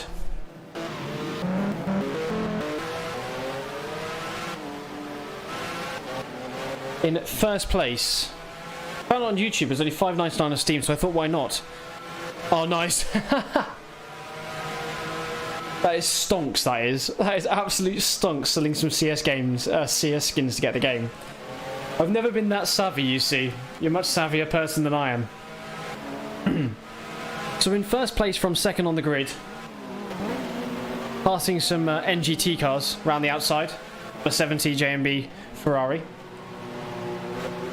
is the number 14 Vista with 30 kilograms of ballast, and is joint first with me. And if he finishes in this position here, he's going to get another 10 points on top of that.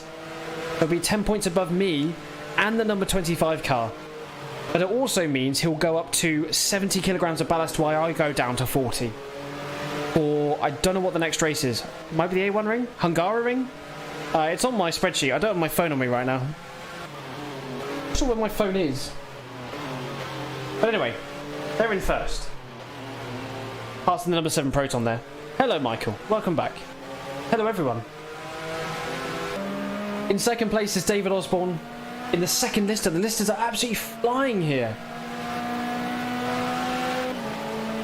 And they are just passing the number 70 Ferrari. This car has no ballast, but they haven't had the best season. But if they do manage to get second place, that will kickstart their season straight away. The lister is what I might take if I go and put my own team into ALMS. But that depends if I want to drop my panels seat. Again, we have a whole season to figure that shit out. So don't take that as verbatim. That's just a thought I'm having. But I like the LMPs too much. So second place.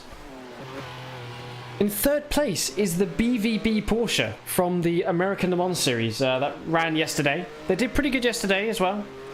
They finished 6th in class, or 5th in class. You'll have to rewatch the stream, I can't remember. They're currently in third place. 16 seconds behind the two listers, and 16 seconds ahead of the number 1 car of Nuno Pava? Nuno, please correct me. Again, one of the players that signed up for this series on the Discord. And they are having a terrific race. They have had a pretty torrid season so far.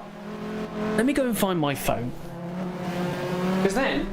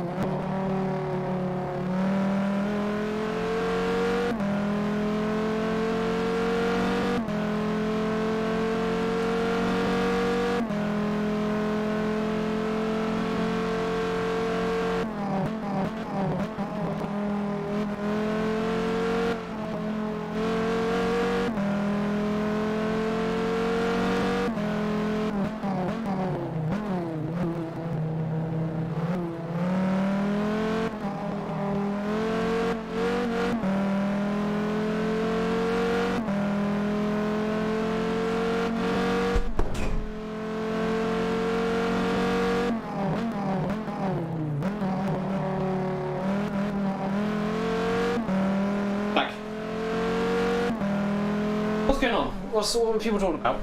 I just tried to grab my thing so I can read stuff.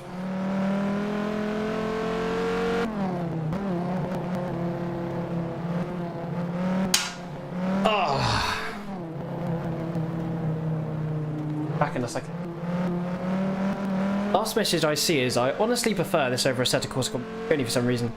I just think the cars are cooler and the overall experience is more immersive. Yes, I think ACC is a sim, a good online competitive sim. I think for that it's amazing. For the single player experience, you're not going to find it.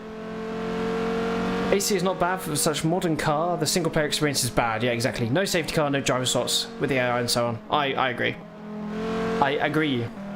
So, let me quickly look at... So I want us to see what position this car had finished in previously. It was now in 4th, which is amazing. Great. 10 out of 10.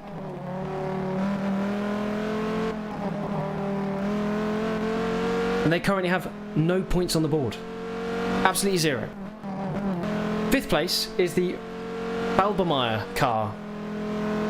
Again, they have no points on the board because I don't think they're in many. They haven't been in any races so far, and I don't think they're in many races this season. But they're a fast team, so good for them.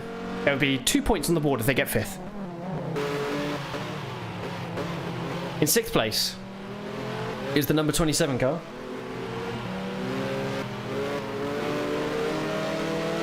This is the Orlando car, I think. No. Who are you? Yes, it is. It's the Orlando car. They finished in 5th place in Valencia.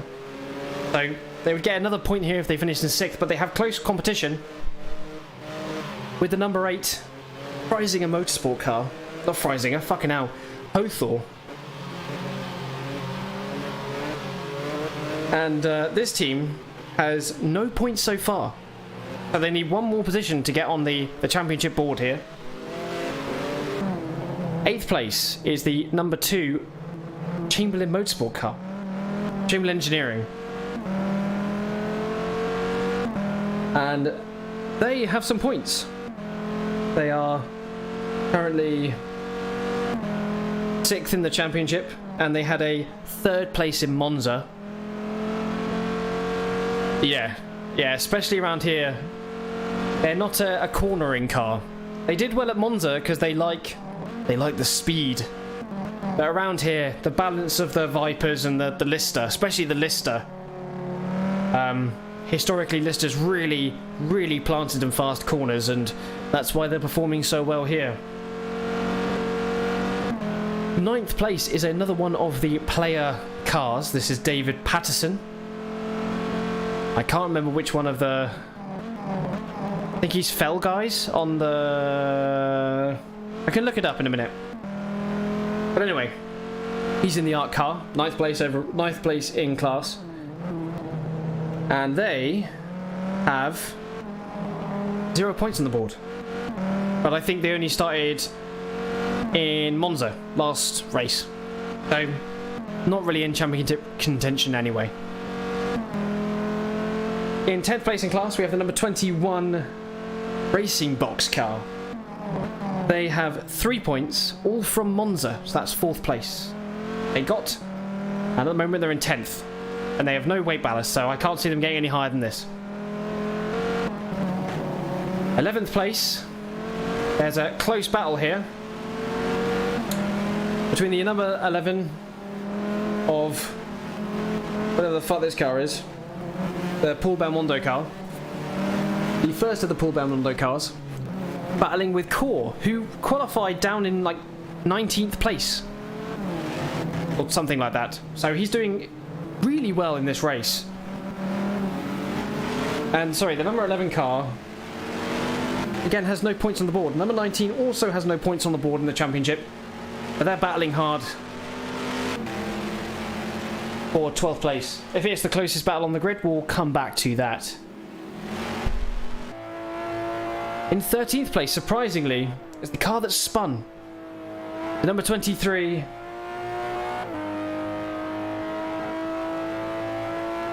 Lamborghini.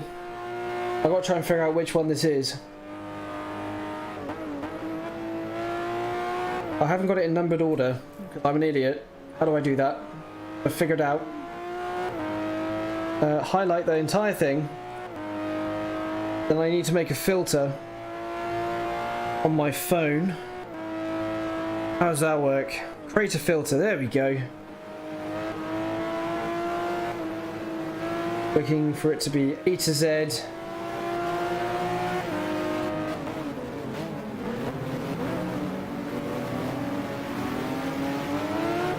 There we go.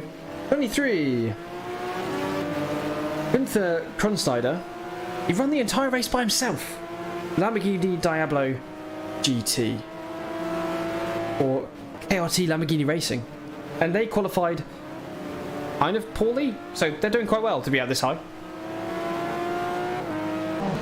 14th place overall is the next Paul Belmondo racing car, the number 12. Again, driven by Boris Rischeberg and Vincent Voss. Not having the best time. Try and get back to this other sheet so I can see if they have any points on the board. They do. They are 5th in the championship overall with a 4th and a 5th at Estoril and Monza. And then we have us. We're about to get lapped by the leaders. There's the lister back there. Incredibly quick. But we are in the line of cars. Well, I guess we can kind of see our competition. As we have another car off. I guess, with the yellow flag. Just behind the number 12. Oh, there is a car off. That's the number 21 racing box. And they've had a pretty substantial failure there. You can see the tyre marks off the road. As we have the second place number 15 drive past pretty quickly. So, another car out of the race. Of course, there's us. We are battling for the championship lead with 17 points. We're not going to be in the championship lead any longer. We're in 14th place, where I can't really see us getting any higher unless there's more retirements. The number 10, nearly overtaken by one of the other championship leaders, the Lister. And he'll be overtaking us next. But this might set them up for the number 3, my teammate, to get past. So there's a close battle going on there as well. Number 10 is again not on the board. The only Paul Belmondo Racing Team car to be on the board is the number 12 car. And the number 10 is piloted by Jean-Claude Igniez and Guy Martinoli. And they are doing pretty poorly for a Paul Belmondo car. 60th place is my teammate. They qualified faster than we did, but their race pace has failed them yet again. I'm not quite sure what's been going on. Ever since they've changed to this livery, they've been slower than us, which is not great. That's driven by Wolfgang Kaufmann and Stefan Ortelli. So they should be doing far better. Well, it's actually not driven by Wolfgang Kaufmann, because it's actually driven by Bill Penguino instead, who is the last real-life driver to be down the grid. In 16th is the car we've just mentioned, but there was an overtake. 17th is the number 7. This will be the last of the GTs, I think. So we've lost 3 GT cars so far. Number 7 by Gerald Reed, Christian Reed, and Muro Cast. I can't read that name. In the Protein competition car. Again, they have absolutely 0 points on the board. They are pretty terrible. First in NGT is the number 68 Cycle Motorsport car. Number 68. I believe it's the Cycle. Give a look. It is. Tony Burgess, Max Cohen Oliver. The Cycle Racing Porsche. And they are currently sat not in the points whatsoever. So this would be a huge gain for them if they get it. It pushed them up to more than halfway up the championship. And none of them have pitted yet. Maybe some of them might have had. Second place is the number 53. Daisy, what am I doing?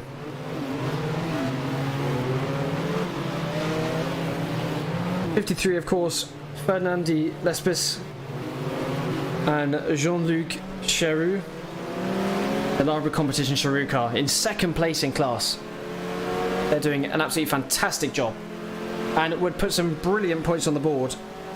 Currently they are in, it keeps trying to make me type. I can't not make it type, that's annoying. Number 53 is in 7th place with a 3rd place at Estoril. So this second place would really put them in good stead. Tim Sudgeon in the background absolutely sending the car sideways trying to get past this car. So there's a really close battle going on in NGT here.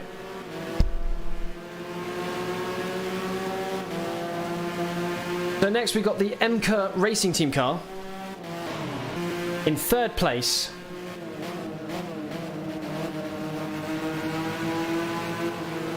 The number 56 in 6th place in the championship. So again, if they got this 3rd place, it would put them up some good amount, well, I don't know, not a huge amount of places because they only get 4 points for 3rd place. And then they are very closely followed in 4th place in NGT by the number 77 RWS Red Bull racing car. And the number 77 is on the board, but it's 3rd from last with a 6th place position in Valencia. And they're starting to perform a little bit better with this 4th place. 5th place, we have the one-time entry, at least at the moment, of 78 Surtec Porsche from Great Britain. Going again. Bit. Number 78, driven by Paul Phillips, Adam Topping, and Robert something. I can't read that because it's been cut off by my Excel spreadsheet. And doing incredibly well for an independent team. Again, must be part of the British GT Championship or something. In 6th place in class, got the number 51 Pennzoil G-Force car, G-Force Pennzoil, driven by Michael Newgarden and Nigel Smith. And the number 51 is on the board, 2nd to last, with 1 point at Estoril.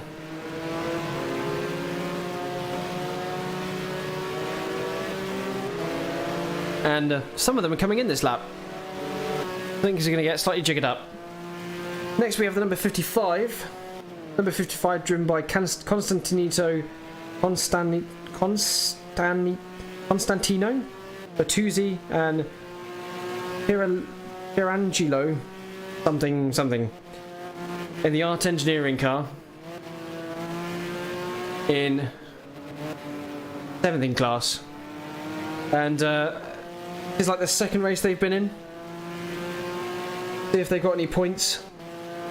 They're actually not last. Number 55 is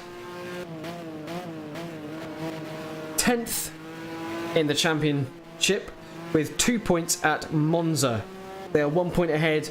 The 3 cars behind them, 11th, 12th, 13th.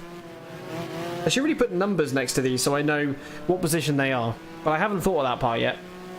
Do that when I jot points together for this one. Number 50 Pennzoil car in the 8th place in class, coming in this lap. And they are 2nd place in the championship with 15 points. With a win at Valencia, with a 5th place at Estoril, and a 4th place at Monza. But not doing too great here at Silverstone. We'll see what happens towards the end of the race though. And they have no ballast. Number 63. They are 3rd place in the championship.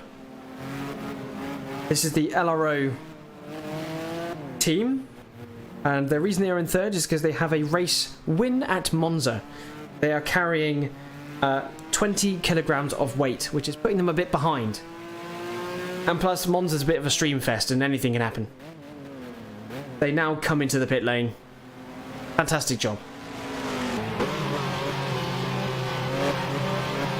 9th in class is the number 70.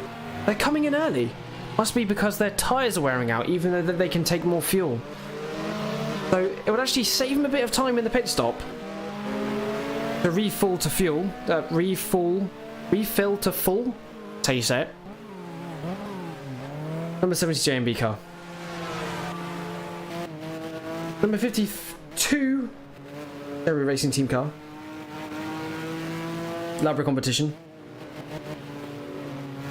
Is 10th in class. Having the best ride. And they are actually leading the championship. And they have the most ballast. Got a 3rd place in Valencia.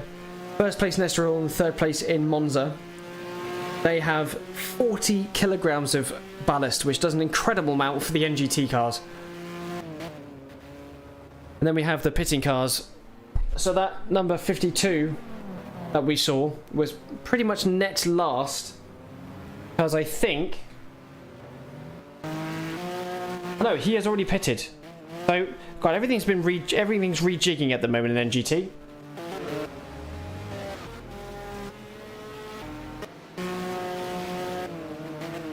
I don't think we'd seen the number 67, had we? I thought we saw number 66. Number 67 has already pitted. 67 is in 4th place in the championship after getting a 4th place and a 2nd place at Estoril and Monza. They're 4th place in the championship. Now we start looking at retirements.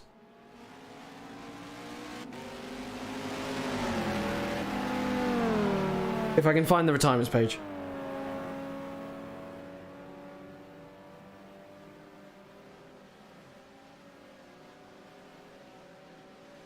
So, the first retirement was the number 25. No, it wasn't. The first retirement was the number 5. The number 5 of Conrad Motorsport and their Porsche 911 GT2. Conrad Motorsports actually have 10 kilograms of ballast. And they are 4th in the GT Championship with 2 3rd place finishes in Valencia and Estoril. And they are DNF'd here with engine problems, as we saw. Next in line for retirement is one of the joint championship leaders. So this is a bad time for them. Number 25, Chrysler Viper GTSR Car Sport Holland. So that is absolutely dreadful for them, and that is also an engine problem. Marshall's deemed it not necessary to move this car. Because why would you? That doesn't make sense to move it from this very safe area.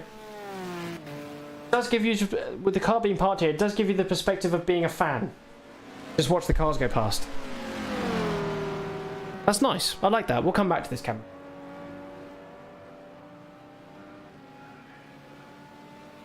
In 31st and the first NGT to retire is the number 71 JMB competition Ferrari 360 Modena. And they have retired due to suspension failure. So, not a horrific failure. They managed to make it back to the pits. And live to fight another day. Again, the Ferraris having a lot of quirks figured out. The next retirement is the Racing Box 21.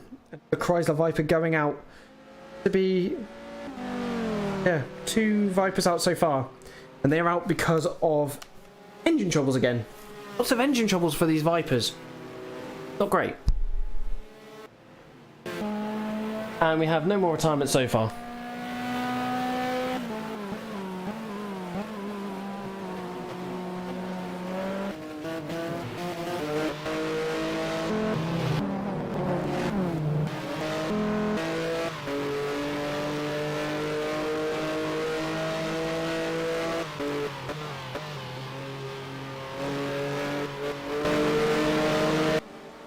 let's just have a look at our car in a battle with one of the Car Sport, no, not Car Sport, Paul Belmondo Racing team cars.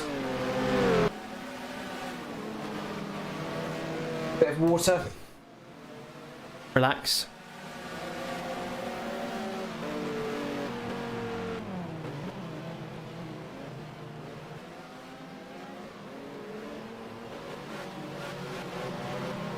And we'll see.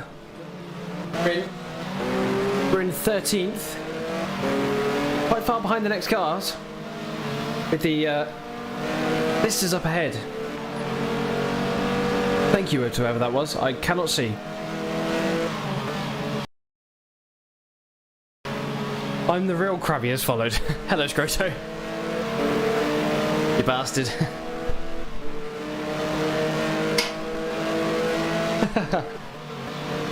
So we've just been overtaken there. So we've got a good battle going on here. We'll see what other battles are around.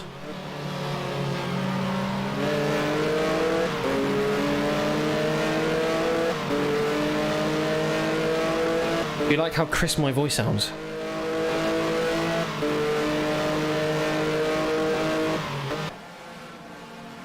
So 14th place, not too bad. AI is keeping up with my pace.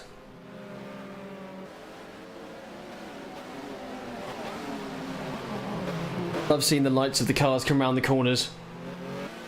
We're actually keeping pace with the listers now. I don't know what that's about.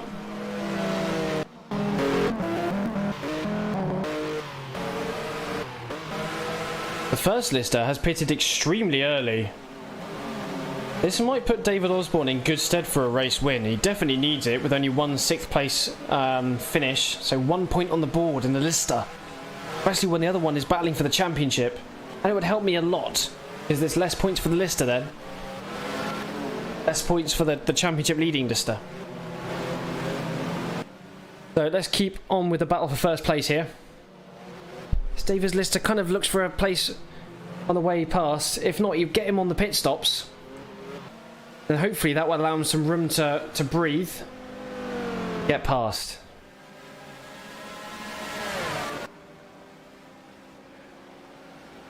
And you see us in the background there, battling with the Belmondo car.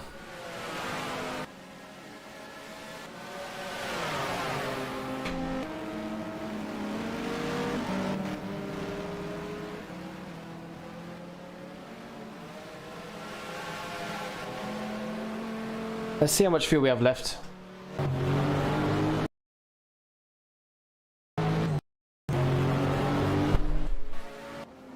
Saving and not quitting was a bonus.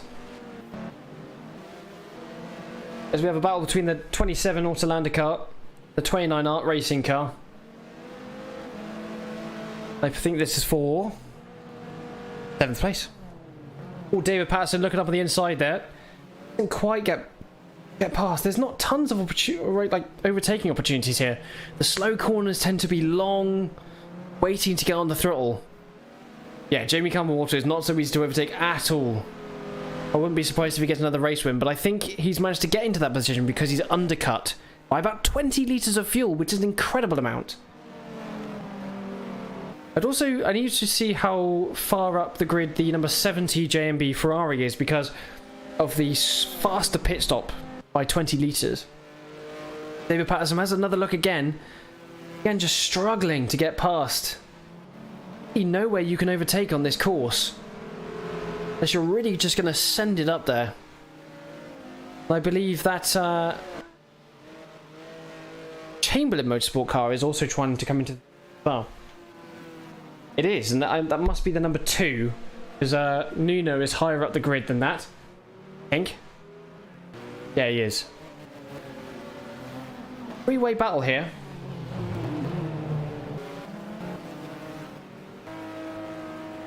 As David is really trying his hardest to get past here. He's closer than he ever has been.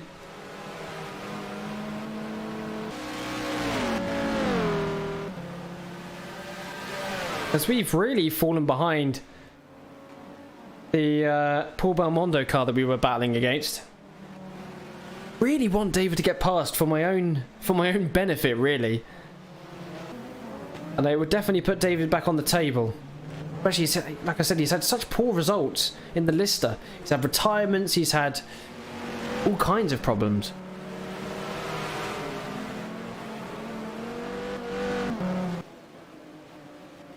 I wonder if this traffic up ahead will help him, as the traffic will be met in the slower zone, as you can see us in the background getting past one of the Herberth racing cars.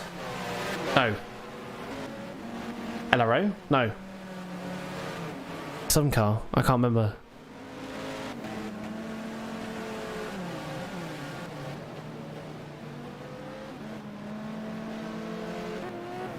But so far, he is not close enough to capitalise on the fact that there's traffic. He needs to reel the leader in. Of course, the leader is now lighter on fuel. And this is around the point that he'll start suffering on that point where the fuel load is too heavy for how worn the tyres are. Oh, and the list is... He's been caught there. Come on, I want to pan around and see that David is getting ever closer. Right now, he just needs to keep him in his sights for long enough as the number 14 tries to push. Oh, and he's passed. Now they're drag racing. Now it's just whoever gets caught behind. Oh, he's already tried. Oh, where's he going? Where's he looking? He had to let off the throttle there. Just ignore those artifacts. What game is this? This is GTR 2 with the Crew Chief plugin and the FIA GT 2000 to 2009 mod. By default, the game comes with the 2003 and 2004 seasons. I'm doing a driver career that takes me from the year 2000 in the FIA GT series in the Rising a Motorsport car number 4. Currently, my teammate's in the car. You can see him just there, that black and white Porsche. That's my car. And we'll be getting in after this next stop again.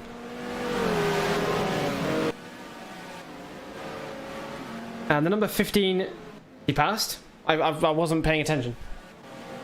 He's not. He is nowhere near past. He is now stuck behind the Car Sport Holland number 12, I believe that is. I can't really see. It's number 11.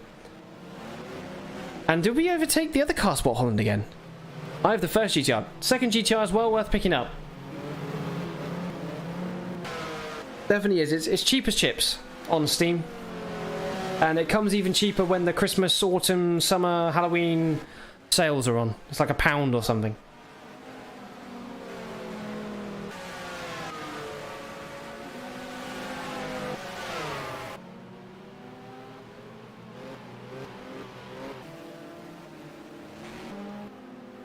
Let's see what the battle's going on. Actually, we're now in 12th place again. We've managed to catch and overtake number 12 All Belmondo racing car. There's 3 of them on the grid. We're now in 12th. Again, no points, but it's good that we're going up the grid. The AI driver of Hayne, Mr. Hayne, putting in absolutely stellar work. Being helped by other cars having troubles, and just how its pit stops have come out. Yeah, we have more fuel than the car behind us.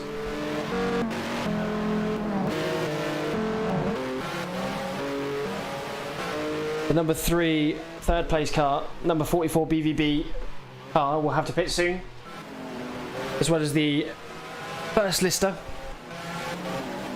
The second place David Osborne lister got twice the amount of fuel at the moment.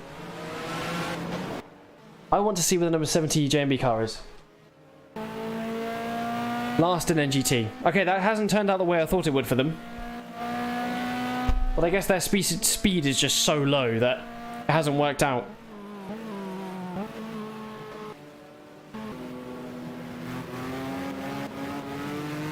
It is the LRO car. Interesting. So in NGT, there's a battle for 8th place between the number 55 Art Engineering car from Italy and the Pennzoil G-Force car. Number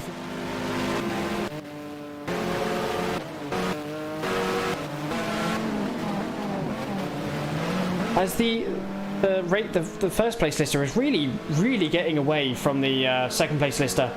But as you can see, just turning around that corner now, the first place lister has been caught up by some traffic. He's managed to get past. The number 15 is getting into the back of Oizer. That's not really what you want to be doing.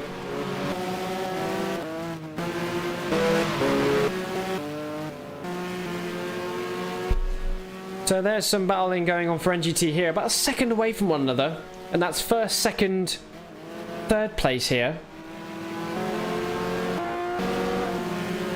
That's first, second, third, fourth.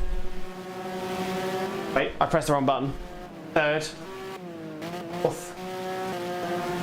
The fourth place is a bit of a way behind, but the battle for first place is heating up for NGT.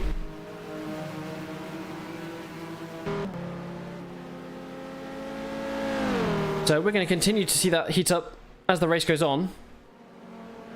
See how they're doing on their fuel.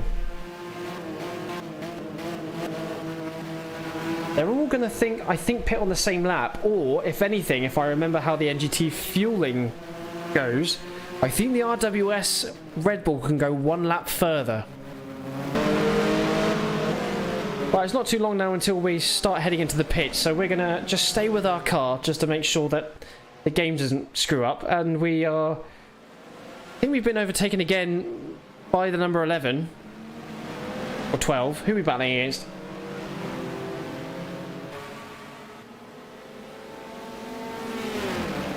Oh, we're battling with all these cars. So we've got 11th in sight.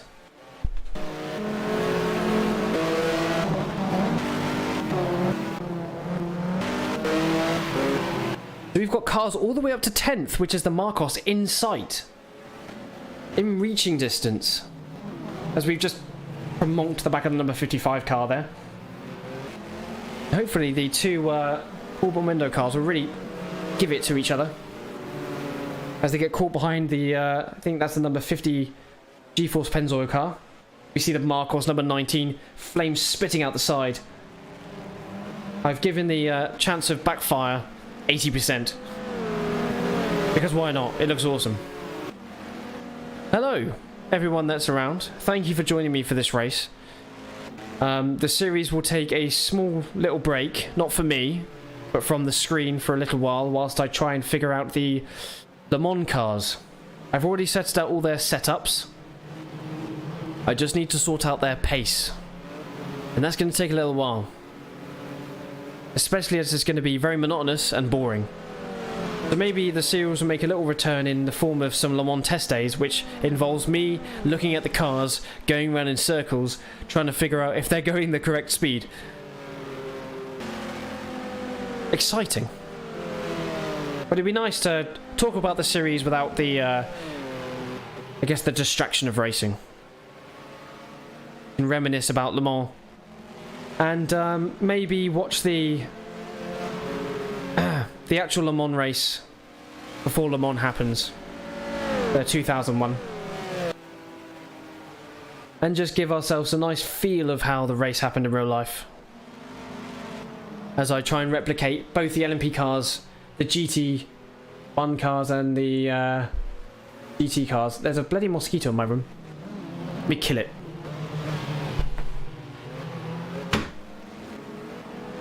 It's dead. I'm gonna go grab some more water.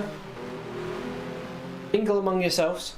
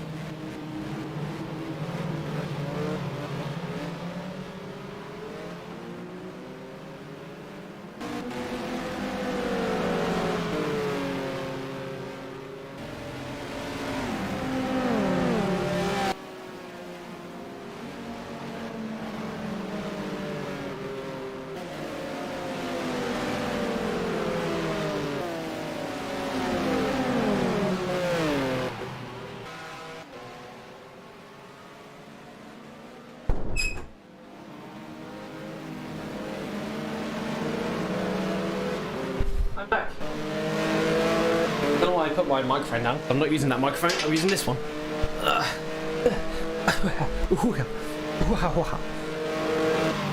We've still got some laps left. Gonna save, just in case. I don't want a Monza happening again, where I accidentally quit. And then I have to do the whole AI stint again, but fast forwarded and gave a completely different result to the one that we saw. So I've learned my lesson, I think. Try not to hit the wrong button. As we have 10th, 11th, 12th, 13th all shot there. Some of the, I think, the first yellow Viper there is going to have to pit very soon. Which would give him a longer splash and dash at the end.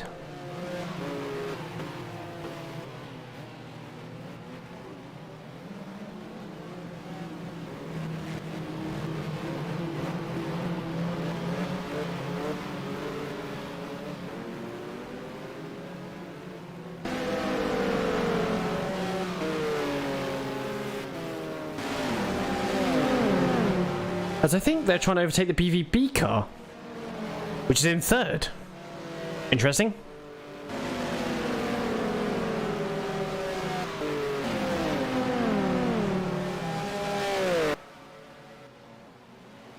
Wait, the BVB car is fighting with us now.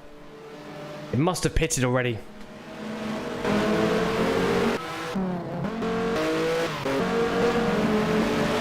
It has, and Corazor's coming in this lap in the Marcos.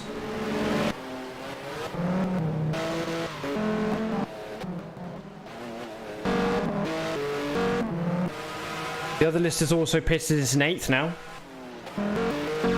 Currently net first, but we'll see how fast David can get.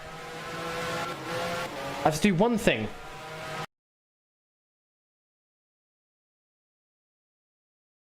Give me 1 second. I'm gonna fix this now.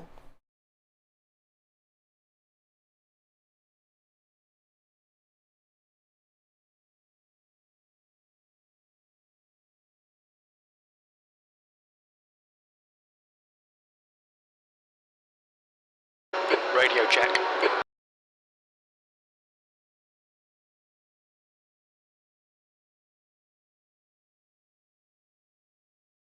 Awesome.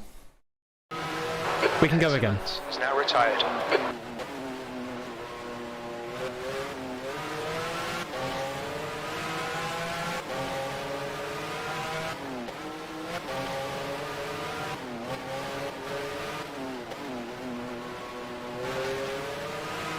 Good gap to the car behind, which hasn't pitted. That's Nuno. He was supposed to be in third. He's batting very hard with the number 45. We're going to see the number 12 and the 19 of Corazor pit this lap. We've got a few more laps to go, like 1 or 2. So we're going to see them break off.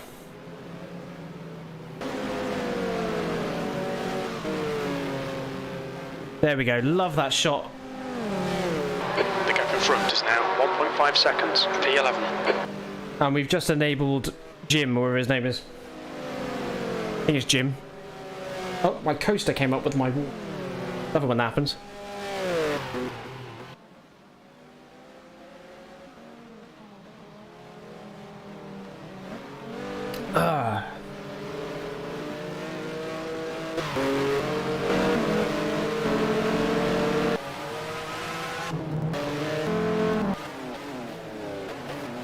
God, the number 14 isn't really going to have this advantage at the end, unless they're not aiming for a splash and dash, trying to do like a full stop instead for the last stop. I don't know.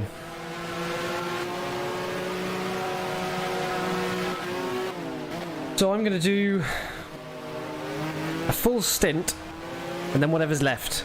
I might be about in the car for about an hour and 20 minutes. It's going to be a long stint. But hopefully our advanced fuel mileage compared to our competition will add a benefit. As we're about to lap Bill. Car left. Still there. But Bill is pitted already. Clear left. He's not going to gain the lap back though. On your right. He's still there. Clear right.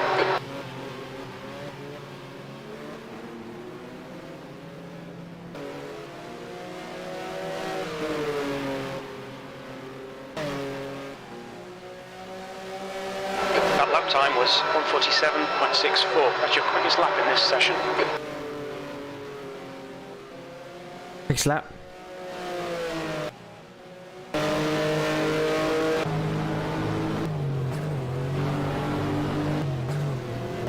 We'll just stay on board now, just so it doesn't fuck up the pit stop. When the pit light comes on, we'll save again, just to make sure.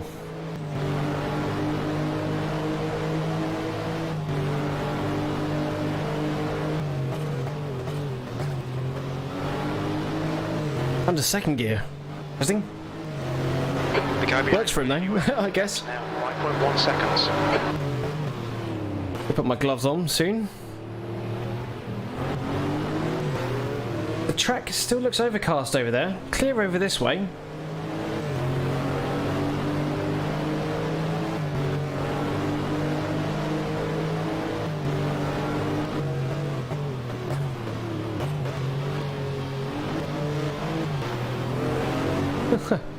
First gear. Interesting. Okay, pit stop requested. Okay, we're coming in now, apparently. Alright, Crabby, expect traffic on exit. When we exit the pits, we'll be in P15, close between Osborne and Voss. So we're gonna...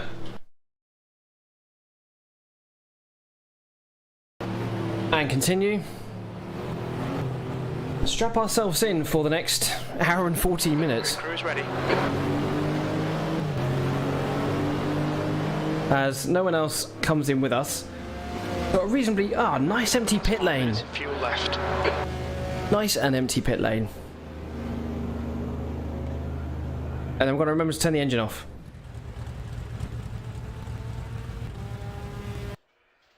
So we've got to remember to switch this driver to myself. 100 litres of fuel, medium slicks both front and back with 0 damage. Brilliant.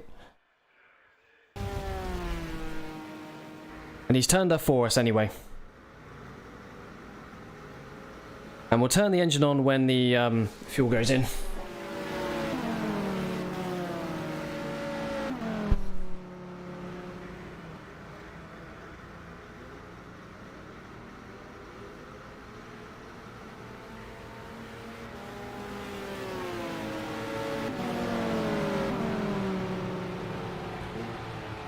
Right. Hope you guys are enjoying the race so far. Engine starting now. Nice rumble of that 6. That 6? Turboed.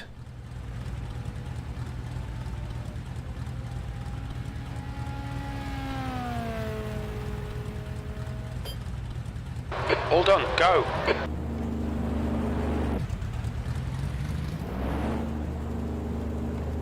And here we go.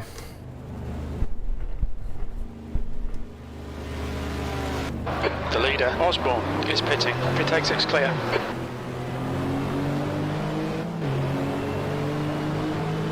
Your brakes are cold, take it easy.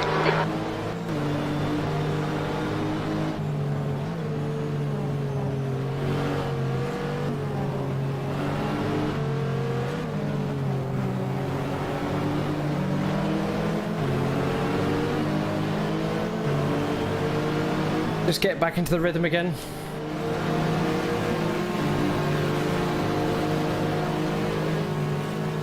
We managed to get out in front of those all Belmondo cars. They've been our nemesis for this race so far. Now they're stuck behind their NGT car, which is just great. Hopefully, we won't be hit and flat spot our tyres this time.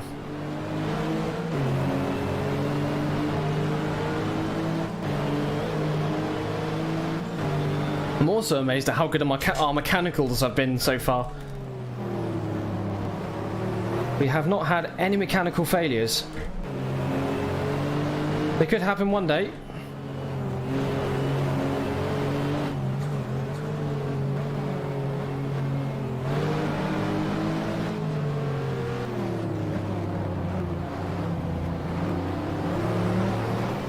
Just not yet. Hopefully. Fingers crossed.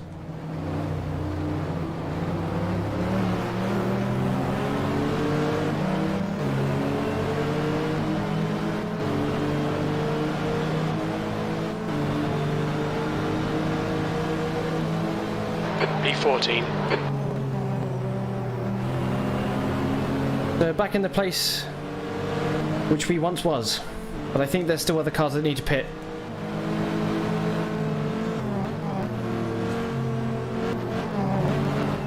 Gosselin is entering the pits. He's in P8. We think he'll come out close in front.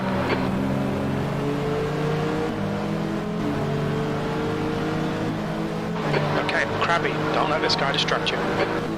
I'm trying.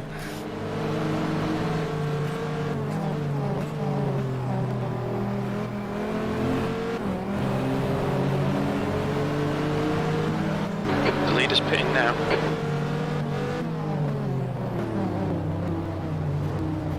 Oh, that really fucks up the car.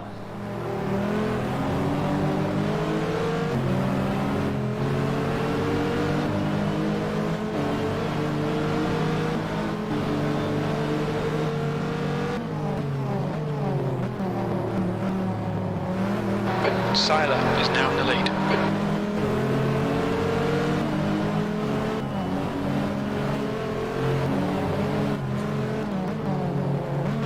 Tony Seiler. That's how you say his name, I guess. Get it into first there so I can get some good power out of the corner.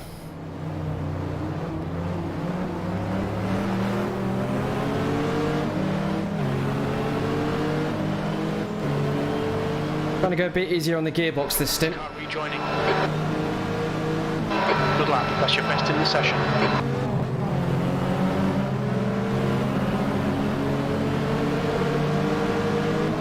Oh, we passed the other Paul Belmondo car. Absolutely fantastic. That means they're going to be really harassing us.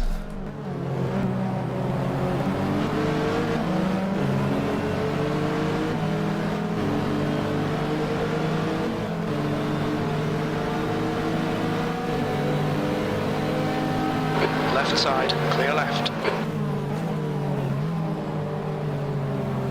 Your reel-in user in. The gap is now 5.4 seconds.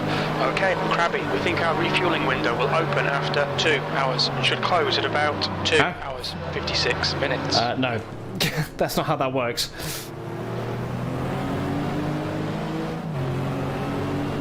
The gap to Voss behind is increasing. It's now 2.3. Walter is leading the race. Oh, Walter's back in the lead. The reason I also turned back on Crew Chief is that it gives updates of what's happening up front and around the track.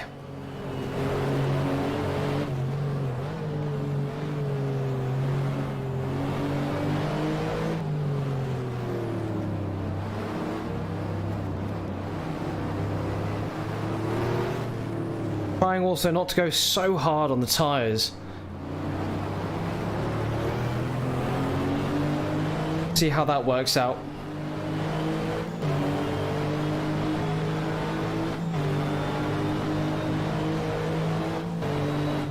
P12.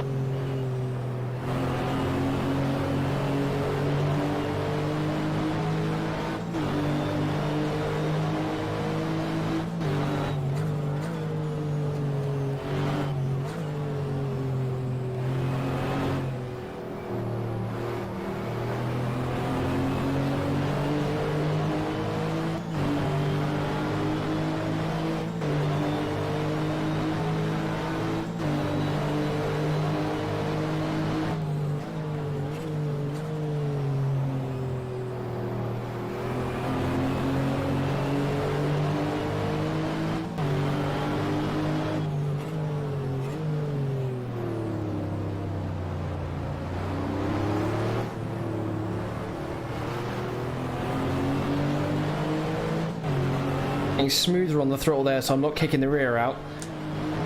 Losing me time, but I'm hoping it will save me time by the time I get to the end of the stint.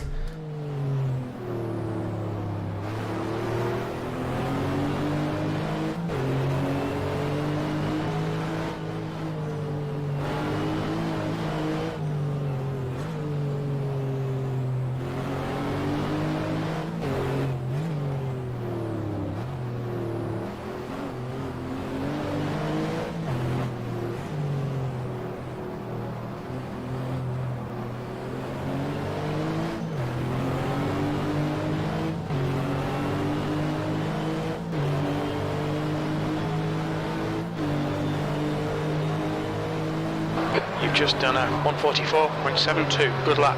That's your quickest today.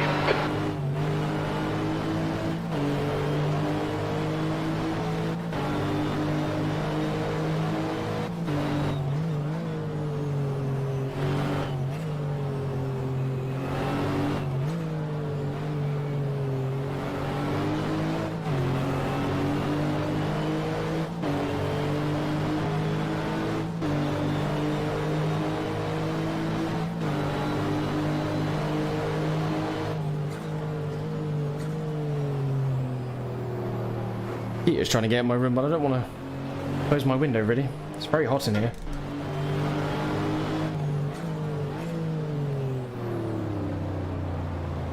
It's been sunny for one day and the mosquitoes have come up. We had rain for like 4 weeks.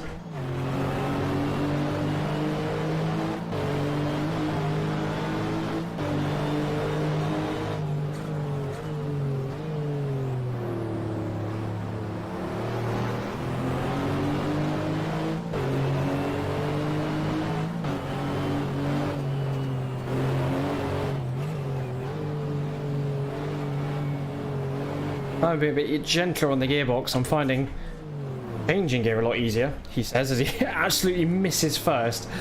Ah dear. What a tragedy.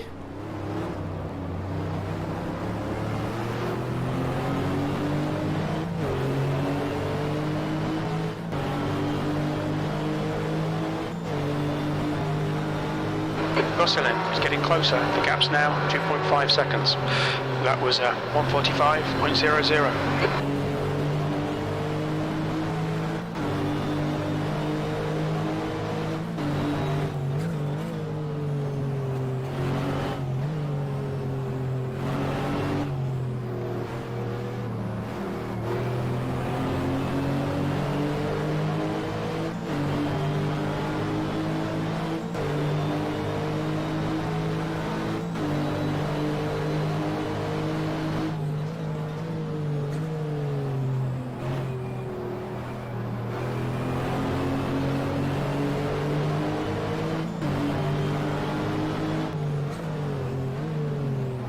Oopsie daisy, come on.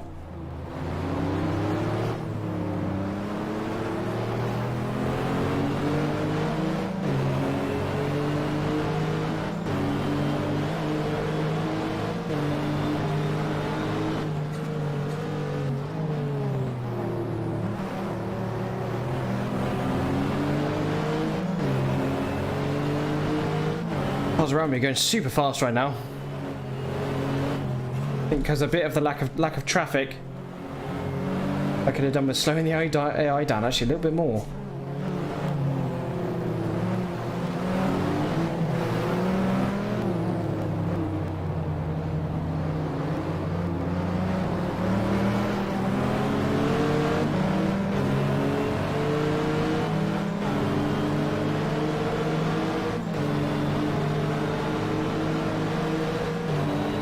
V12.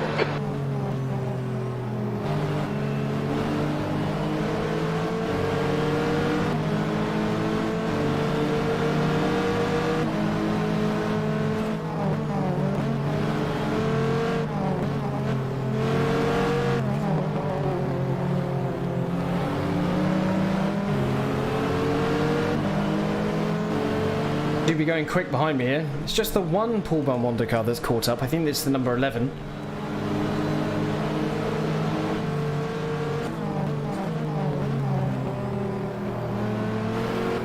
Use all the track, force him to find the gap. Yeah, trying.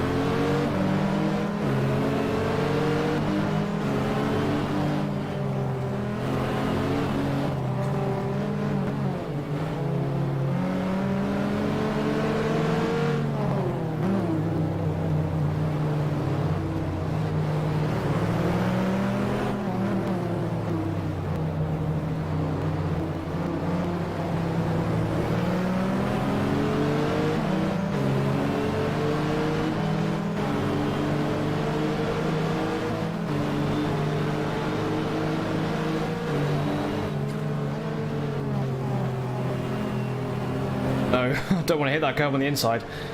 Bad idea. Don't do it.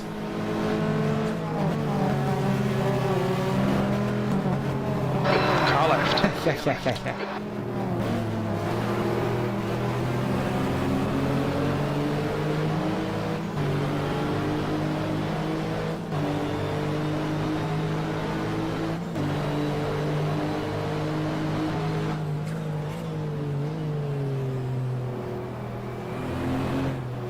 The gap to user ahead is increasing. It's now. I know. Seconds. It's now a lot. Seconds.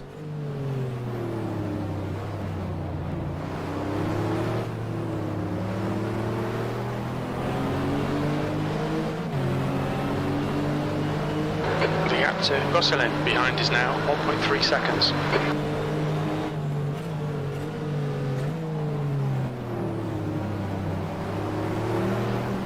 So, just less than an hour to go. Or when we hit 98 laps. When the leaders hit 98 laps, we're a lap behind, remember? Those would be when we hit 97 so far. Probably lap us again. Car right. Still there. Clear right.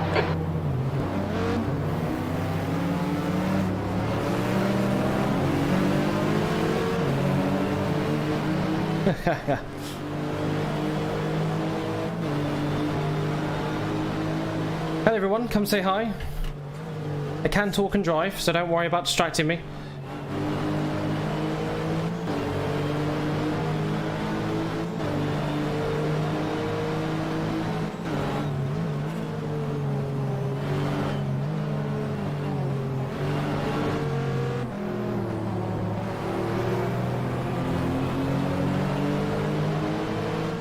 Hi.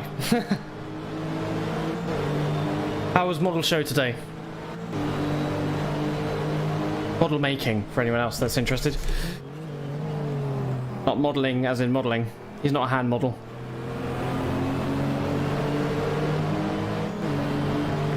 Oh, hello, Rick. Yes. That is, I will crash into you at turn 1 if I don't get my way. That was a joke. Please, no one hurt me. Oh shit, yesterday. Good to see you, Rick. Hope you are well. And I sound crisp now. Ugh.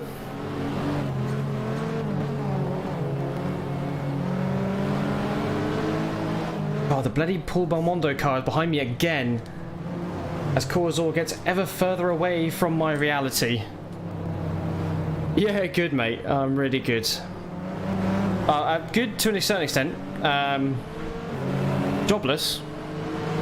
That's not great. But I stream a lot now, I guess. Is that a positive? I don't know. 44.90. Yeah, it's going okay. Going okay. That's good consistency. Had a nice holiday in Montenegro and enjoying doing my own stuff like these streams, and I'm gonna start book reading for everyone. I'm gonna start a book by James Holland and record them on this very nice microphone for people that want to listen to stuff. Knobless.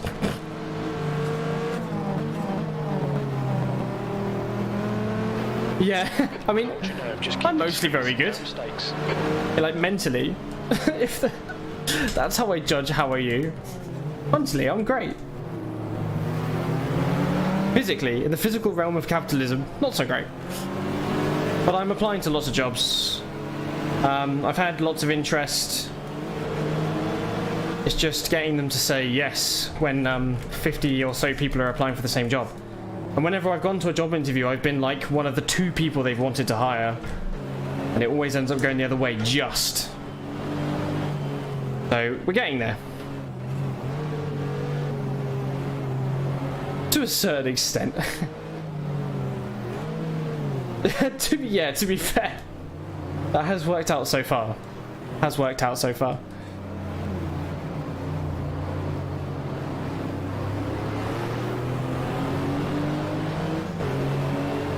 But basically, my full-time job now is like, I'm looking for administrator jobs. A bit of everything. I did just do a bit of everything, and I thought, well, fuck it. I'm not getting the jobs that are as a bit of everything, like the shitty jobs that you find like Indeed or whatever. So this week, I have been applying solely to jobs at Bath Spa University, which is the university I went to, or administrator jobs, data analysis jobs. On your right. That kind of thing, IT support. It's like digital learning designer. So I'd create content videos, how to like use different software. I'd also do lessons, that kind of thing. That was quite interesting. And like, because every time I apply to like a good job, I end up getting an interview. So I've decided that I'm going to continue doing that. Every time I apply to like an administrator job and it's like £10 an hour, just like some dog shit job, ends up being really good. I end up not getting any reply. I end up replying to something and I think I'll never get that in a million years. I end up getting an interview. Oh yeah, still at it. Still got 53 minutes left to go. Battling with the Paul Belmondo cars, or at least one of them. The other one's fallen back. Paul is in the Marcos LM600 has shot off into the distance. I don't think we'll be seeing him again. Spending a lot of time looking after my tyres, so less sliding as we saw in the first stint. I mean, I won't stay in Bath or anything. I'll just commute in Bath. I'll still be in Linfroom. I prefer that. I thought Belmondo was one of the worst F1 drivers I've ever seen. So it may seem.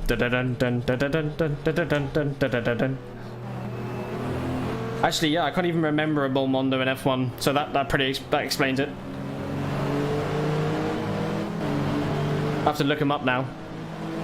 Yeah, so that's the kind of jobs I'm applying for. I applied for jobs in the NHS as well, but they want so much experience and this, that, and the other, and qualifications, and then they'll pay you like 20 grand a year.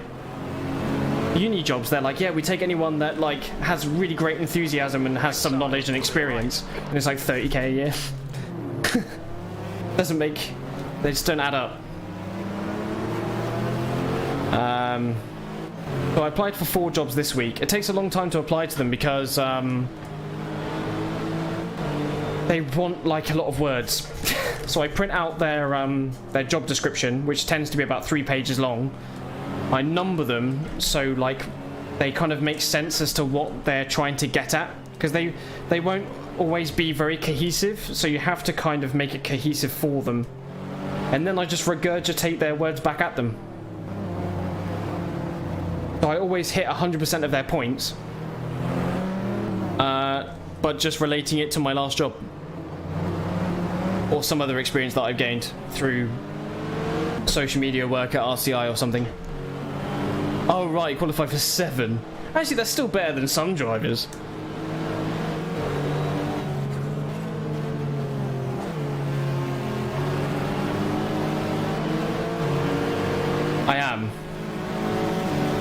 thing is, that's how you have to do it, honestly.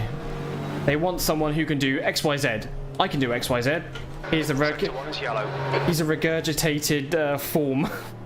It looks like Gosselin has spun off. The gap to user ahead is now 19 seconds. Space. Green flag sector 1. But yeah, it's one of those things, like, what do you do?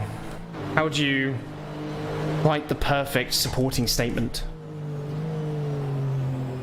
You know, they have points that want to be met, so you just have to relate that in one way or another. I've even started curtailing, like, because I was an administrator and manager, right, of Rye Bakery. So if the job is just like for an admin assistant, I just get rid of the fact that I was a manager, because I would be well overqualified for that job. But the pay's really good, so I want it. Like, it's literally just like circulating. They spent a paragraph on explaining how to look through an inbox. You have to autonomously work through the inbox, circulating inquiries to the correct people and replying as necessary, finding the correct solutions, and da da da da da. And I was just like, so they've just spent a paragraph saying, look at our inbox. So then I regurgitated, like, I have worked at the Rye Bakery as an administrator, and I know how to work autonomously and to simultaneously understand when to bring it to the manager's attention, even though I was a manager, so it didn't matter. And comparing that to his teammates is what highlights the shittiness. Ah, it's Josh Kazar. Hello. I just did a really shit corner there. How are you doing? I know this person. I know this fellow racist.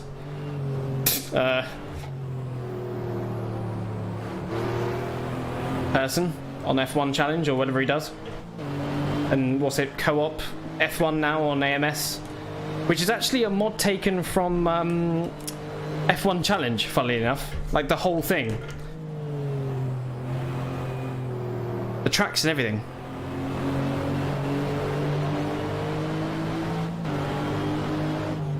Restream is telling me I've reached 100 messages today. Well done, everyone. We've achieved something. I feel good about my life now.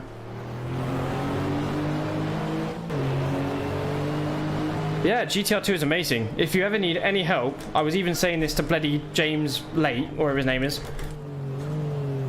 And, been bloody hard to convince him to do it. But he's all F1, isn't he? Ooh. Okay, I need to stop looking at chat for a second, because I am causing some problems here.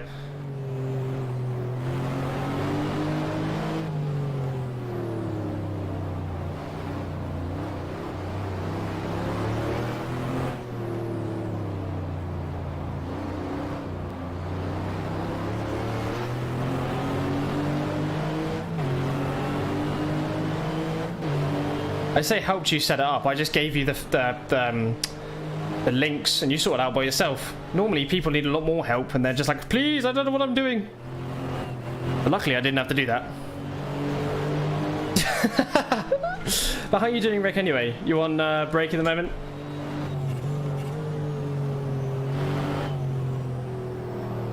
Driving the Ferrari 550. Oh, what an amazing car. What a fantastic vehicle. Yeah, the physics are pretty good. Again, depends on the mod.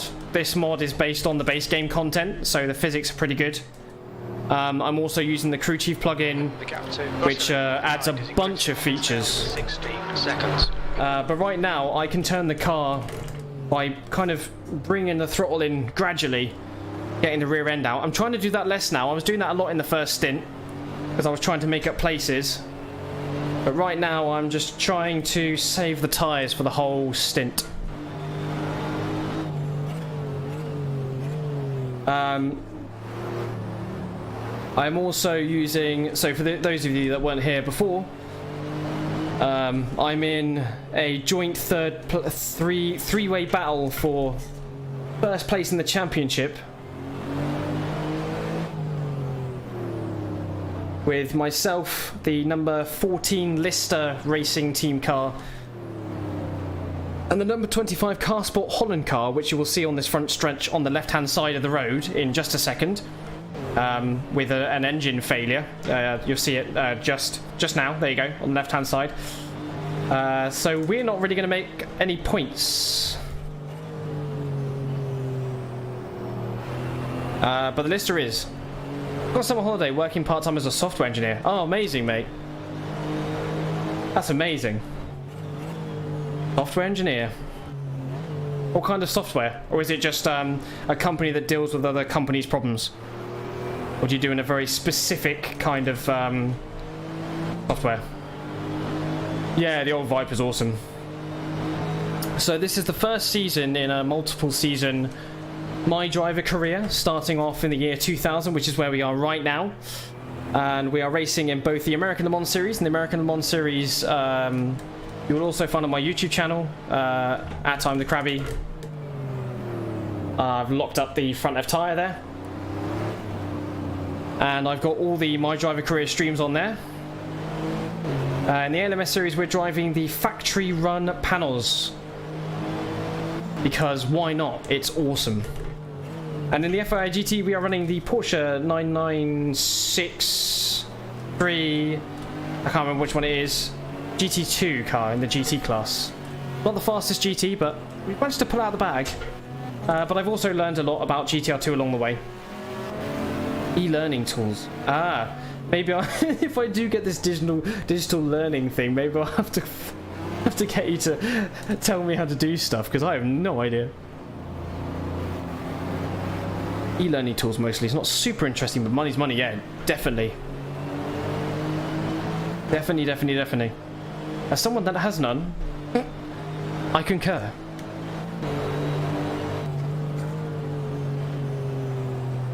Money you can do stuff with. Great. I'd I think like $2.5 grand before I went on holiday. Saved up. That's alright. Money's for also spending, isn't it? What's the point of having it in the fucking first place? Okay, Krabby, you've got half your fuel left. Hi, Racer. How are you doing? I'm the money expert. Don't look at the retirements page. I think I unhid it by accident. Don't look at it. If you look at it, it will ruin the race for you. Rosalind is reeling you in. The gap's now 14. If you look at it, you're dead to me. How was work, Racer? The only American I know, apart from 2 others. Got him. Actually, I think I might know more. I know he might be Canadian though.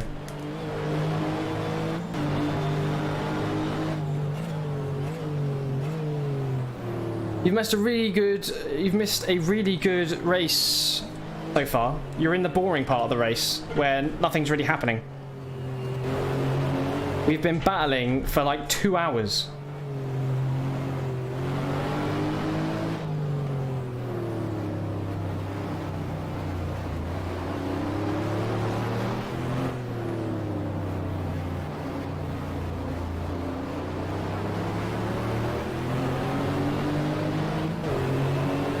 My mentor at the shop was out for the last 2 months and came back today. Ah, nice. $5.99 on Steam, yeah. Clear left. And just give me a message, the NGT is flashing me, about if you need help setting up or anything. New mic, yes. I don't know what that buzzing was, because I cannot see that screen. But thank you for whatever that was. I will have a look in a minute. Yes, new mic. It's not permanent. It's for something Thank you, Lukey.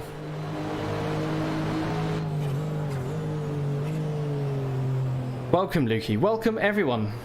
That sounded really strange, like I'm a hobbit or something. Welcome to Hobbiton.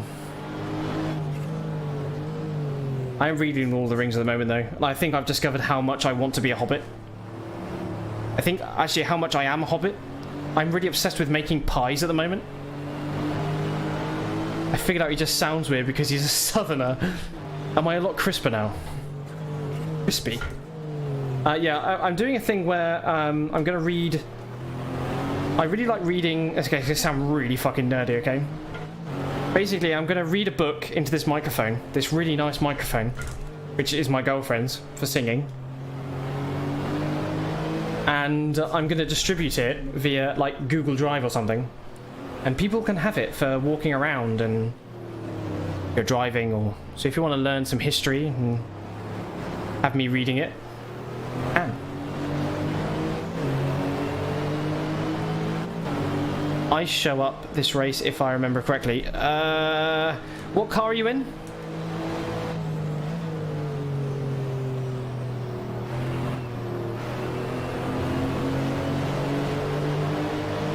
Oh, nice. Oh my lord, he coming. Blue flag. BVB Porsche, do be quick. One of the American Le Mans Series cars. This is a joint weekend between the American Le Mans Series and the FIA GT, called the Days of Thunder 500 times 2 or something in real life. You can't see if I blink. Wait, what do you mean, like? Headlights are now required. I blinked 4 times.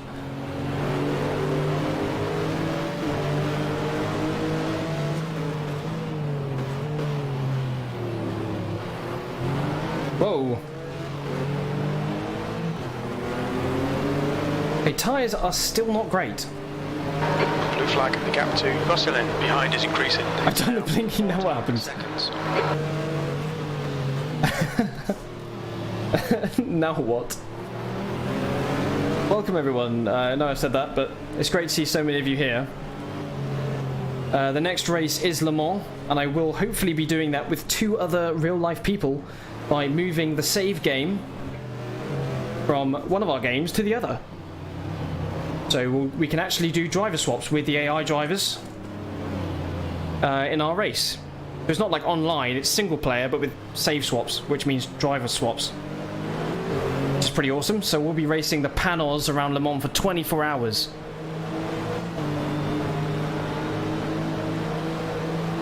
B11. Oh yeah, Ali Boy was part of that. Jankass. But it works. It works. Yeah, wrong Lambo, yeah. This is the KRS Lambo or wherever it is. KJ Lambo team. I don't know. The Lambos are bloody awful. I'm sorry, but they're just not quick, are they? They look nice and sound nice, and they have cool interior, and it's nice to be going, oh, I'm driving a Lambo, but it's not great though, is it?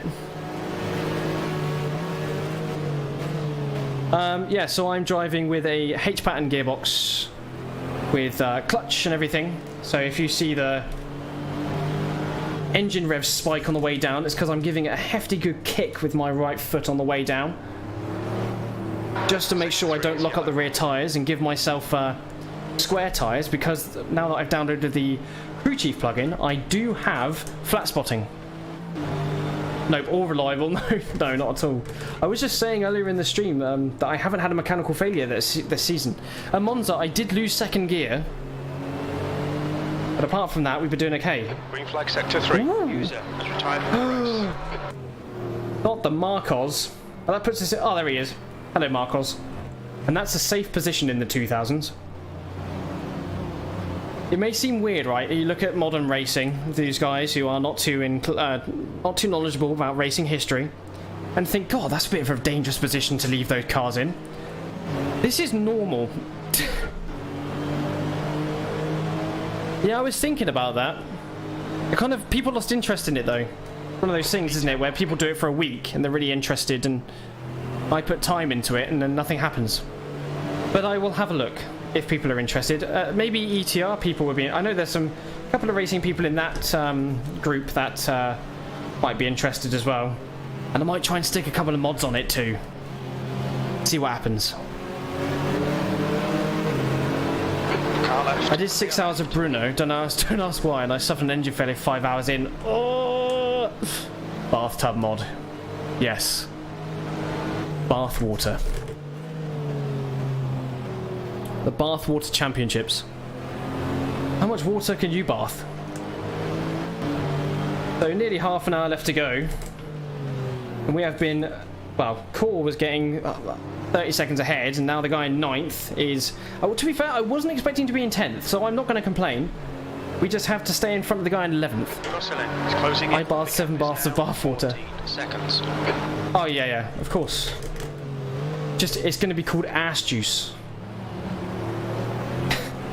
Oh, Christ. It's extra money if you manage to find one of the hair in it.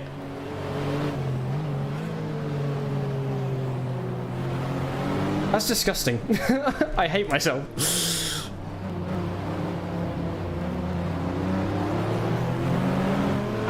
Blue flag. Yeah, I know, it's grim. It's just... That's the number 45 Falbermeyer team. It's actually run by the Chamberlain Motorsport guys, and they raced in the LMS race previously. So basically, the reason the ALMS came to Silverstone is because it was to try and jumpstart the European Le Mans series, which did start, I believe, in... someone give me an answer to that one. I think 2001? Or was it just there were races, called ALMS races in 2001, but it wasn't official? Someone look that up and tell me. When did the American... Yeah, I thought so.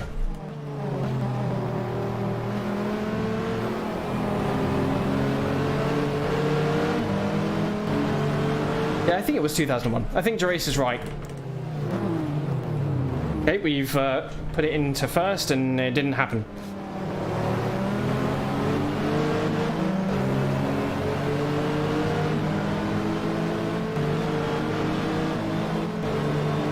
Yeah, okay, I see.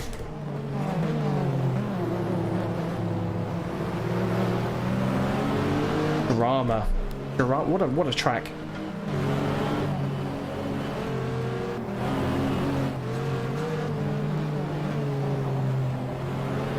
Poor Marcos, my favourite car in the grid.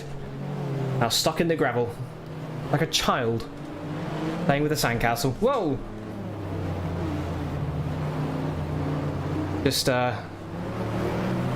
lost some poo. Obviously you should drive for Atomic Kitten Racing. Yeah, exactly.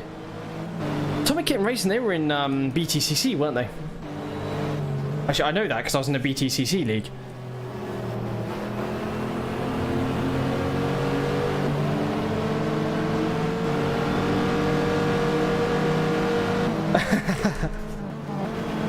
Ooh.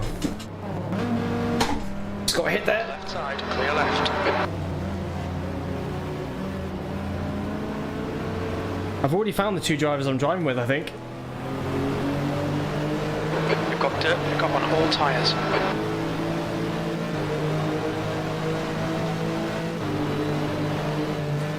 Blue flag. That's the second time I've been hit by a GT car. Car right. Right side's clear.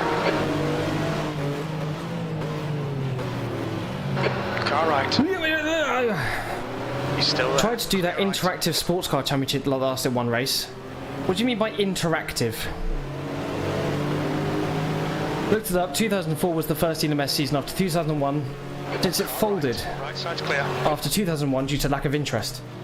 Yeah, because it was the American series was just so like people really wanted that, didn't they? And if you had enough money to buy an LMP car, as long as it's Spa.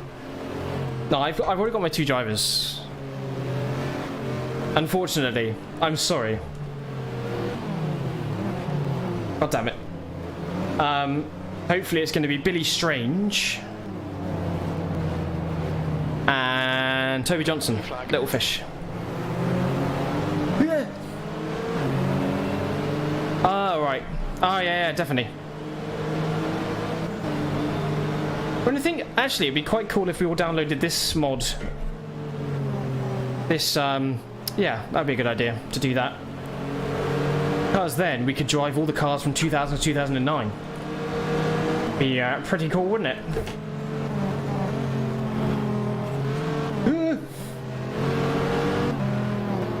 Left foot braking, left foot braking. Right foot accelerating, come on. The gap's now 3.8 seconds. We're supposed to be a pay-per-view championship with telemetry and shit. What do you mean you're going to make people pay for it? I'm very confused. With telemetry, I see.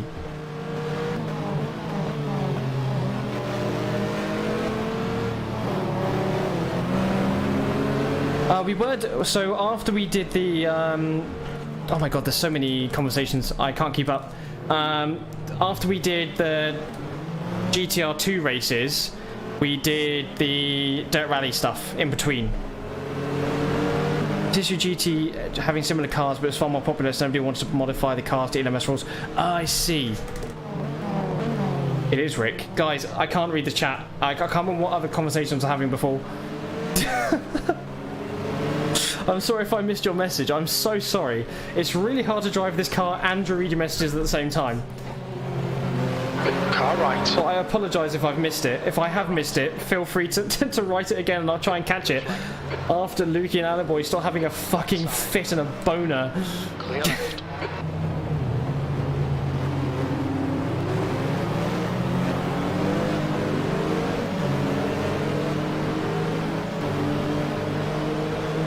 Okay, ooh, that's the Chamberlain Motorsport car. They're a lot faster than me.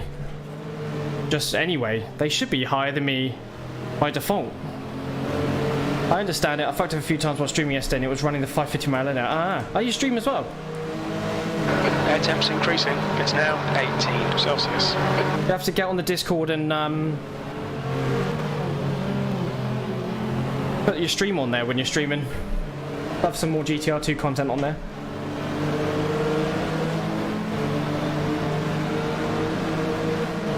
Fucking scarred him now.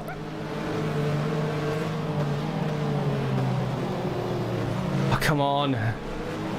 Tyres are struggling a little bit less than what they were before, but fuck my life.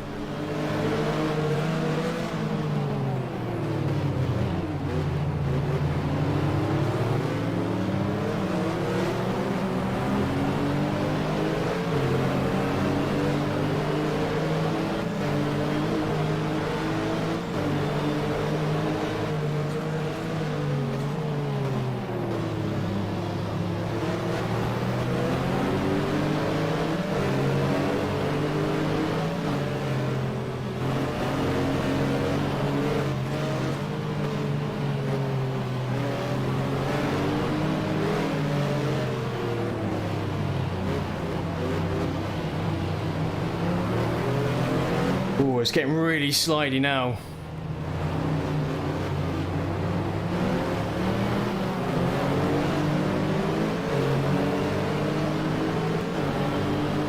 This really is the future, having a conversation with another person on a different platform via a chat log on a stream. Yeah, I know.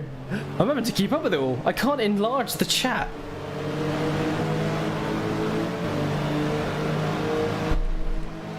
But half of my viewership is Scrotum, I think. Because he's on both chats. The future is here, boys. Time to get a Twitch chat and a YouTube chat at the same time. Right side's clear.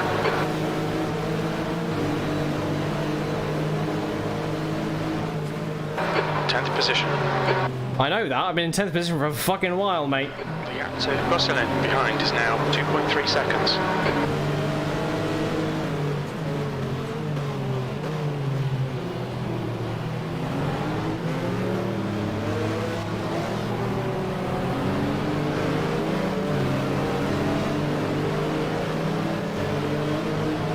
I only respond when Crab reads it out loud. Else I don't know. Disgusting. How's that?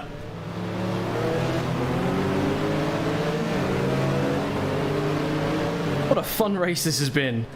I'm so thankful that I've learned my mistakes and learned how to make the AI difficulty actually properly good.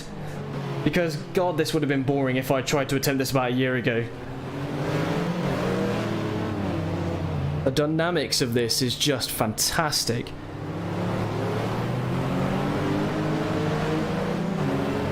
How old am I? I'm 25.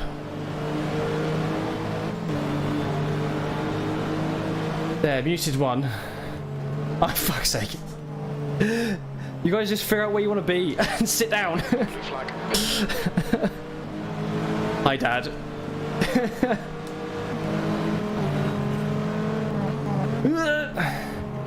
Oh god, there's a loud car behind me. Who are you and what do you want with me? Please don't hit me.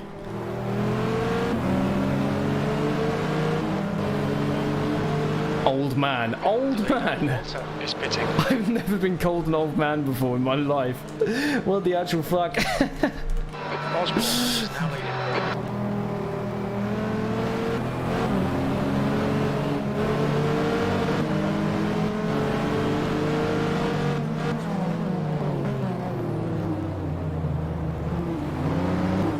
Old man. Old man? What the hell? Senior resident of GTR 2.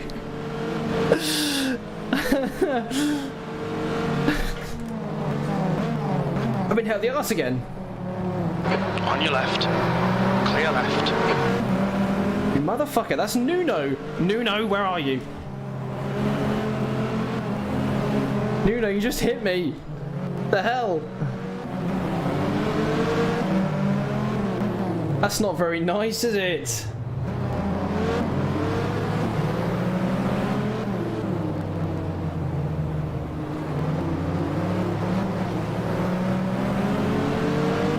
Trying to balance the throttle there. I said that in Twitch chat and Twitch automated to decline the message. Good.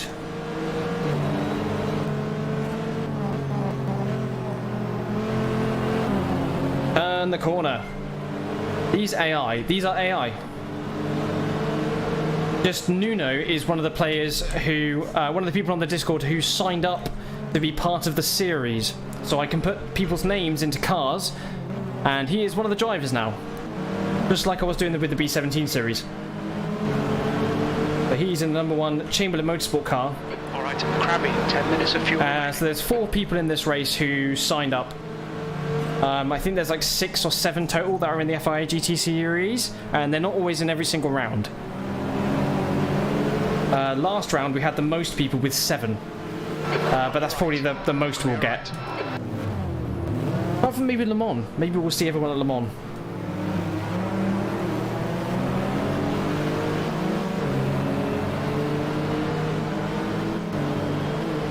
He did, and he was very quick, wasn't he?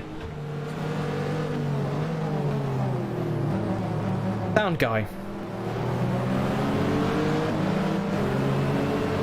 Yeah, Al Nuno. Oui, monsieur.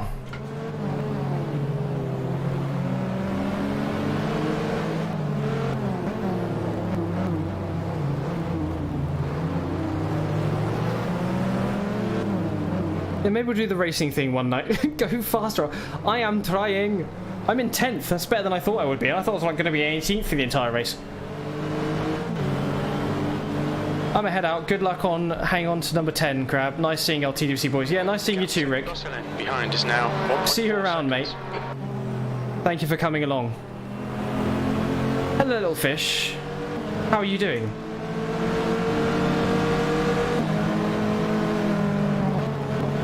Just been hit again. How are you doing? Oh my lord, I'm having problems with driving. Car right, good. On your left side tyres, clear right. Ram Ranch, baby.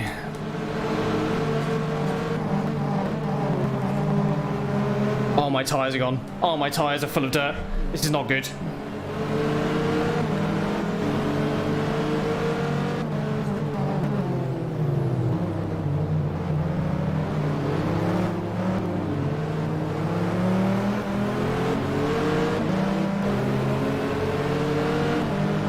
I'm dead because of the consequence of my own actions. You went drinking, didn't you?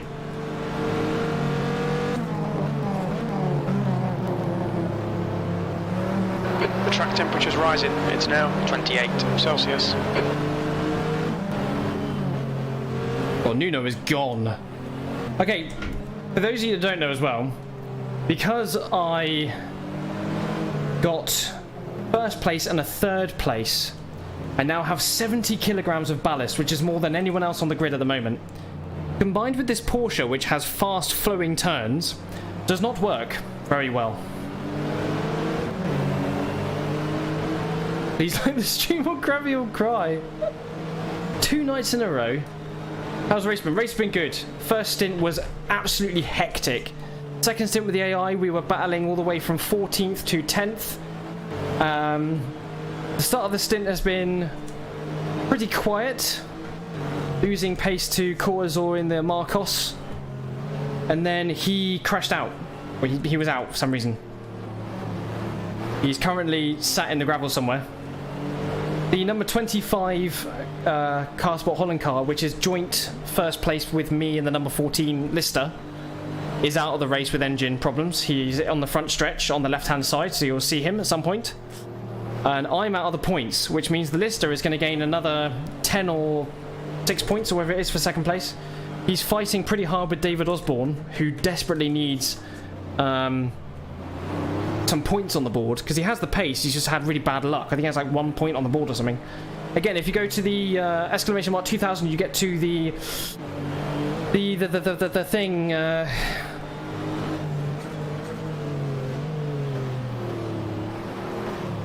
What's happening here? I donated, but no. Oh, thank you, Lukey, but no donuts, because that would be AIDS whilst driving. Oh, that's okay. And my message was drive harder, Pappy. Oh, thank you, Lukey. I'm glad you like at least me or the stream enough to donate some of your hard-earned money. So, thank you for that. Again, the dono thing isn't really there to be donated to, I guess. It was just like Streamlabs kept screaming at me every time I turned to a page on their website. They were like, why haven't you set the donation button yet? So I did and thought, well, if anyone wants to tip, they can. So, thank you for doing that. My first donation. You're gonna go in the Hall of Fame. I'm gonna create a Hall of Fame on my Discord. Okay, we're gonna pit this lap. Acknowledged. Pit stop requested. And then we've got to do another 7 laps. So we're gonna put like 10 laps of fuel in, because the AI overfuels, so we're gonna overfuel as well. Take it all. I will. Give me more money. The leader. Did you know I'm jobless? But yeah, this race has been fantastic. When you get a chance, little fish, go and look at the start. Just watch this race. It's been absolutely terrific.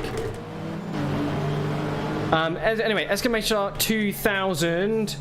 You get the spreadsheet. Do not look at the retirements part of that spreadsheet, because it will ruin the race for you.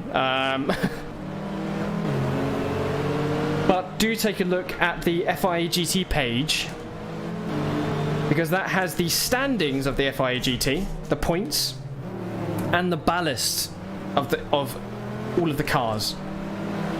Give you a good idea of when I was going through the stream previously, when I was out of the car, who the other cars were, what position in the championship they were, and who's driving. Immediately behind Walter. I think I've also got a Silverstone GT list on there, which tells you every participant, the car number, the position they finished IRL, and yeah, it just gives you a bit of extra flavour. I need to watch like the last 5, to be honest, but I'm also on 2023 to 2024, so I'm so far behind.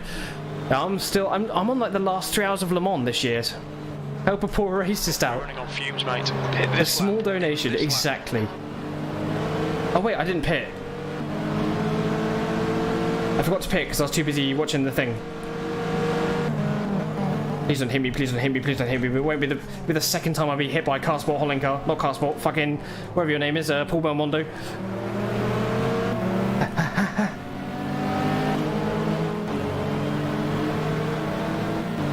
So we're going to come in this lap. Acknowledged. Pit request cancelled. I'm far behind on racing stuff now that I've taken so long to watch them all. Okay. Been good though. Requested. Running on fumes. Yeah, I know. Sorry, it's my old age, Jax. It's really getting to me, you know.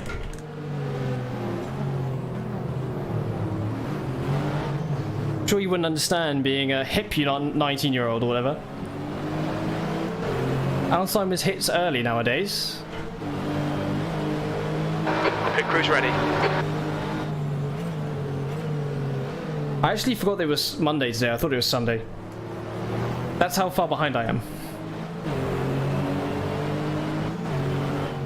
So, time to pit. If we don't pit, we're gonna DNF, so we gotta really make sure we pit. Someone remind me to pit. Position 13, just behind Lightstritz. Okay, Crabby, very little fuel left. In this lap, box this lap. Then fumes.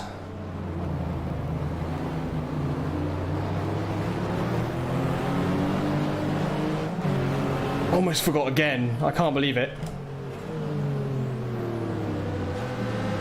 Hello, Bill Brahma. Blue flag. How are you?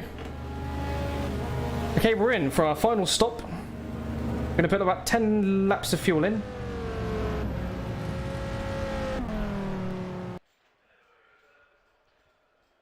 I really ruined.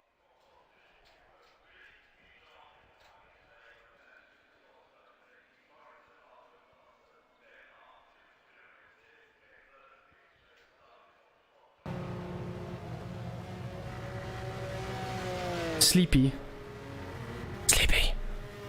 Yeah, so am I. I need to shower and I need to walk the dog for a wee. So, the last little stint. So we're going to reach the 98 laps before the timer runs out. I think we've been lapped once or twice. I can't remember. Let's start the engine. There goes Nuno, the bastard. You can't see it, but I'm giving him the middle finger after hitting me. I'm going for first, says Cleland. We're done. Go. Done for. There we go. Heat up the rear tyres. 15 minutes left. It takes it's clear. Stay behind the white line. And there's the racing box number 21 on the left-hand side as well. They had suspension brakes. I can't remember. Something. Actually, I think all the retirements have happened now. That was supposed to happen. So if you want to, you can look at the retirements page at your own risk to see what the retirements were. They're the official retirements at the moment.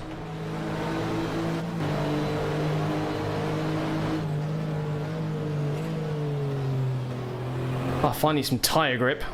And let's hope the other cars have to pit so I can get 10th back.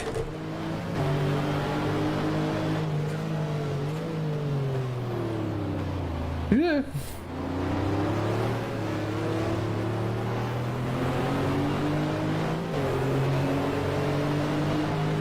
Okay, Crabby gaining on this car. The gap is 10 seconds. Right, we're going to really be pushing these tyres now. Now that we don't have a full stint to do, we're just going to gun it. Just hope for the best. You never know what might happen.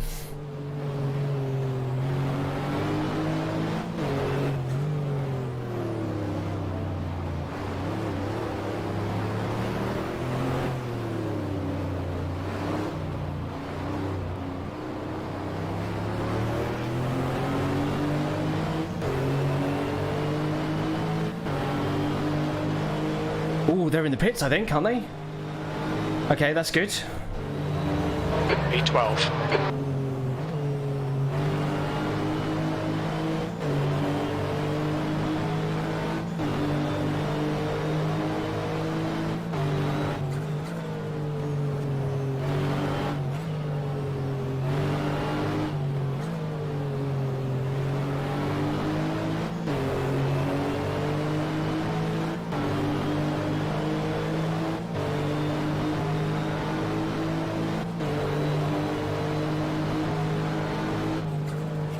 Yeah. Yeah, he is. Remember... yes. I'm not going to say anything.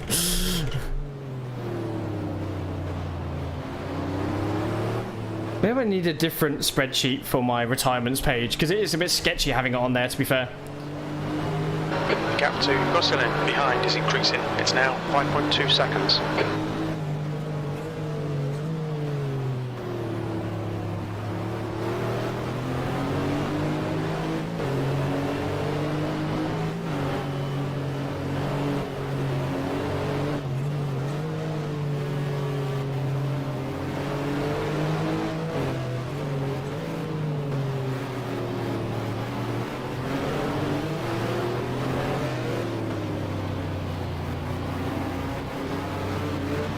Flag.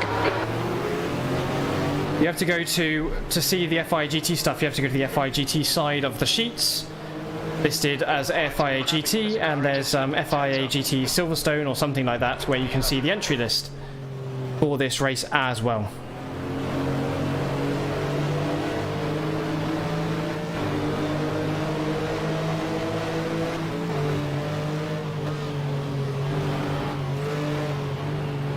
Is that a lister behind? No, it's a Porsche.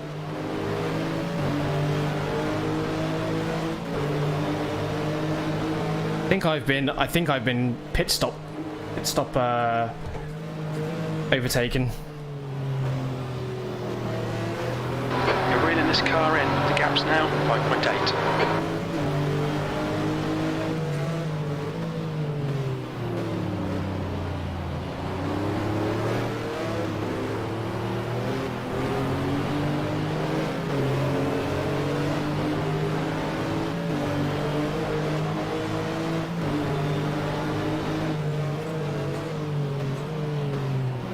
Come on. Whoa.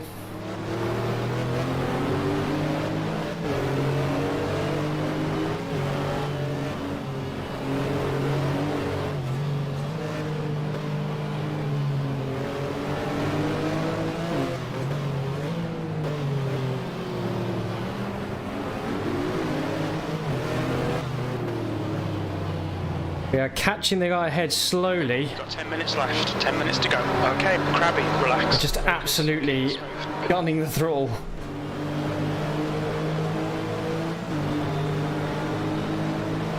Is it the Lamborghini? 143.43.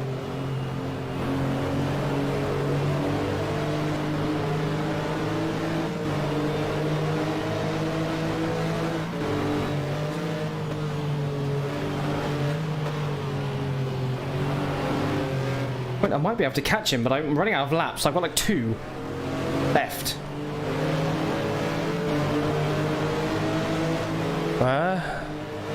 That's a big thing. I still need to watch a Crystal Palace race actually. Oh, I also fucking Hildebrand. The guy that you're talking about doing the Bathurst stuff, 1984, he's saying that progress is being made. So, eyes. Can someone tell me what that message says? I don't know if it's just me that can see that, or if it's someone else, or if I'm being offered a deal that I don't want. This is something from Restream that's telling me. Mika Hillebrand, yeah, that's the one. The guy.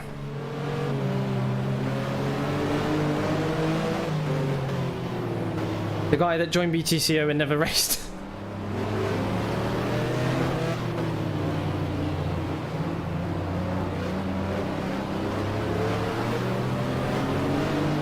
Bless him.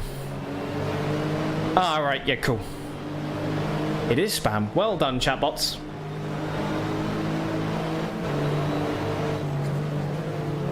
Yeah, because I haven't set you up on Twitch.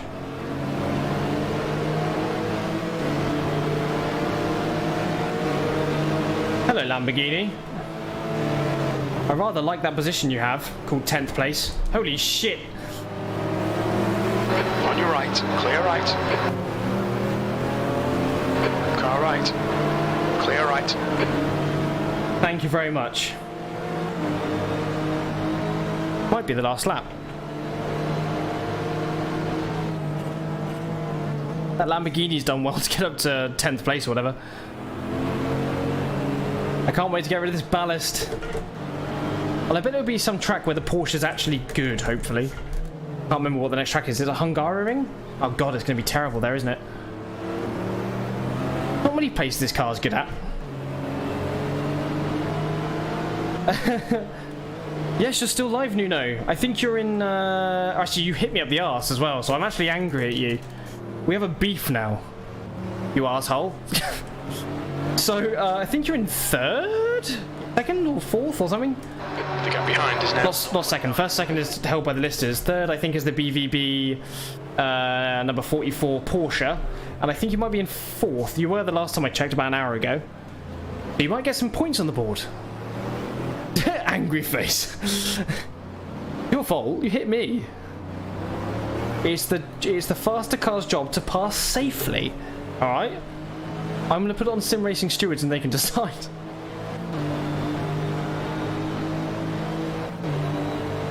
Tenth position. Ah! Race ended. Well, there we go. Didn't give me a last lap count. So we were a lap behind the leaders then, and it was just under 3 hours racing. In real life, they didn't make it to 3 hours, but I think it's because they had, what do you call it? Safety cars. So we'll drive back to the pits, and then we will go over the standings. We'll do it quickly, because I want to sleep and have a shower. I smell.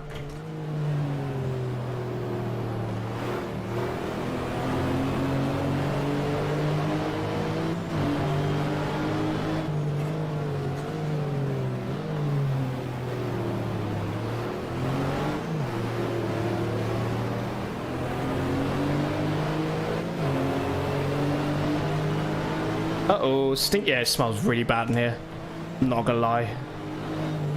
Like, fucking awful. I don't know why I'm still driving around like I'm racing, but yeah. Anyway, to be fair, these GT cars in front of us might still be racing. They're going quite quick. Might be. They're going sideways and everything. 5 minutes left.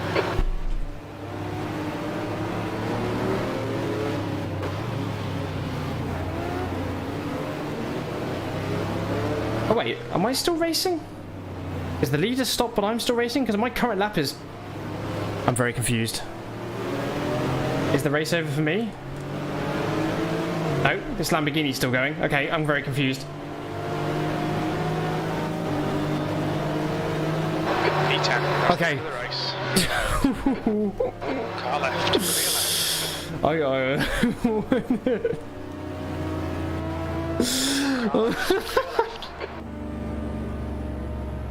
Oh, I can't believe I didn't know the race wasn't over. It's over now. Whoopsie daisy.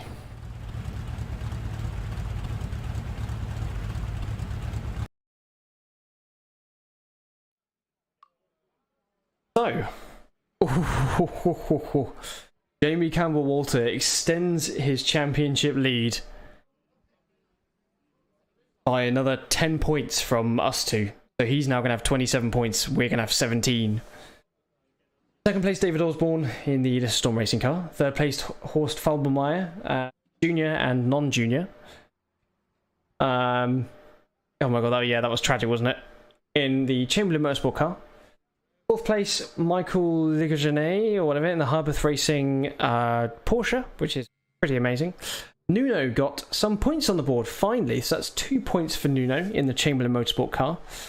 And sixth, Max Beaverbrook in the BVB Motorsport car. That car was in third place. So, yeah, it's quite amazing they lost that much. The Ortolando car in 8th. Tony Sella, sorry, in 7th. 9th place, Dylan Patterson. I think that's Fell Guys or something. It's called. In the Team ART car, 1 lap behind. And then myself in the Freisinger Motorsport car, the first of which, for some reason, Bill is having an absolutely terrible time in that car. 11th, Gunther Kronschneider in the KRT Racing Lamborghini. They've done an amazing job considering that the Paul Belmondo car should have been going a lot faster. And they actually ended up another lap behind us, which is quite amazing. How did I don't know. They just did well. I don't know. They just did alright. And they did have the practice of doing the ALMS race the day previously. So Paul Belmondo, blah, blah, blah. Then it's the Freisinger Motorsport number 3 car of Paul Bell Penguino.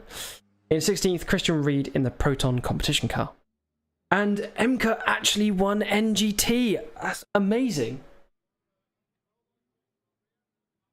That's actually really good.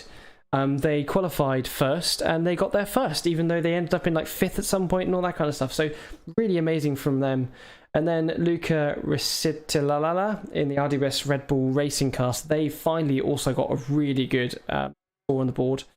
Cycle Motorsports, Tony Burgess, they qualified second, so to get in fourth best. I can't split it between GT and NGT.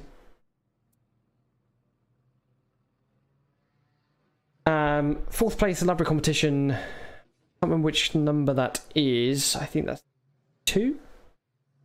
I'm not sure. We'll find out later. Art engineering car. 2, 3, 4, 5, 6. That's the last of the point scoring cars. The shoe competition cars have got points again, but it is going to reduce their weight, at least for the 52 who's in the championship lead. And the other cars that have points don't really have many points at the moment, so it's going to increase their lead a little bit more. LRO, I think, was the third placed or second placed car in the championship. You can see that on the spreadsheet anyway. Then to the Pennzoil, the Certec, who it's a one-time entry because it's a national GT car, and I guess they raced in the British GT.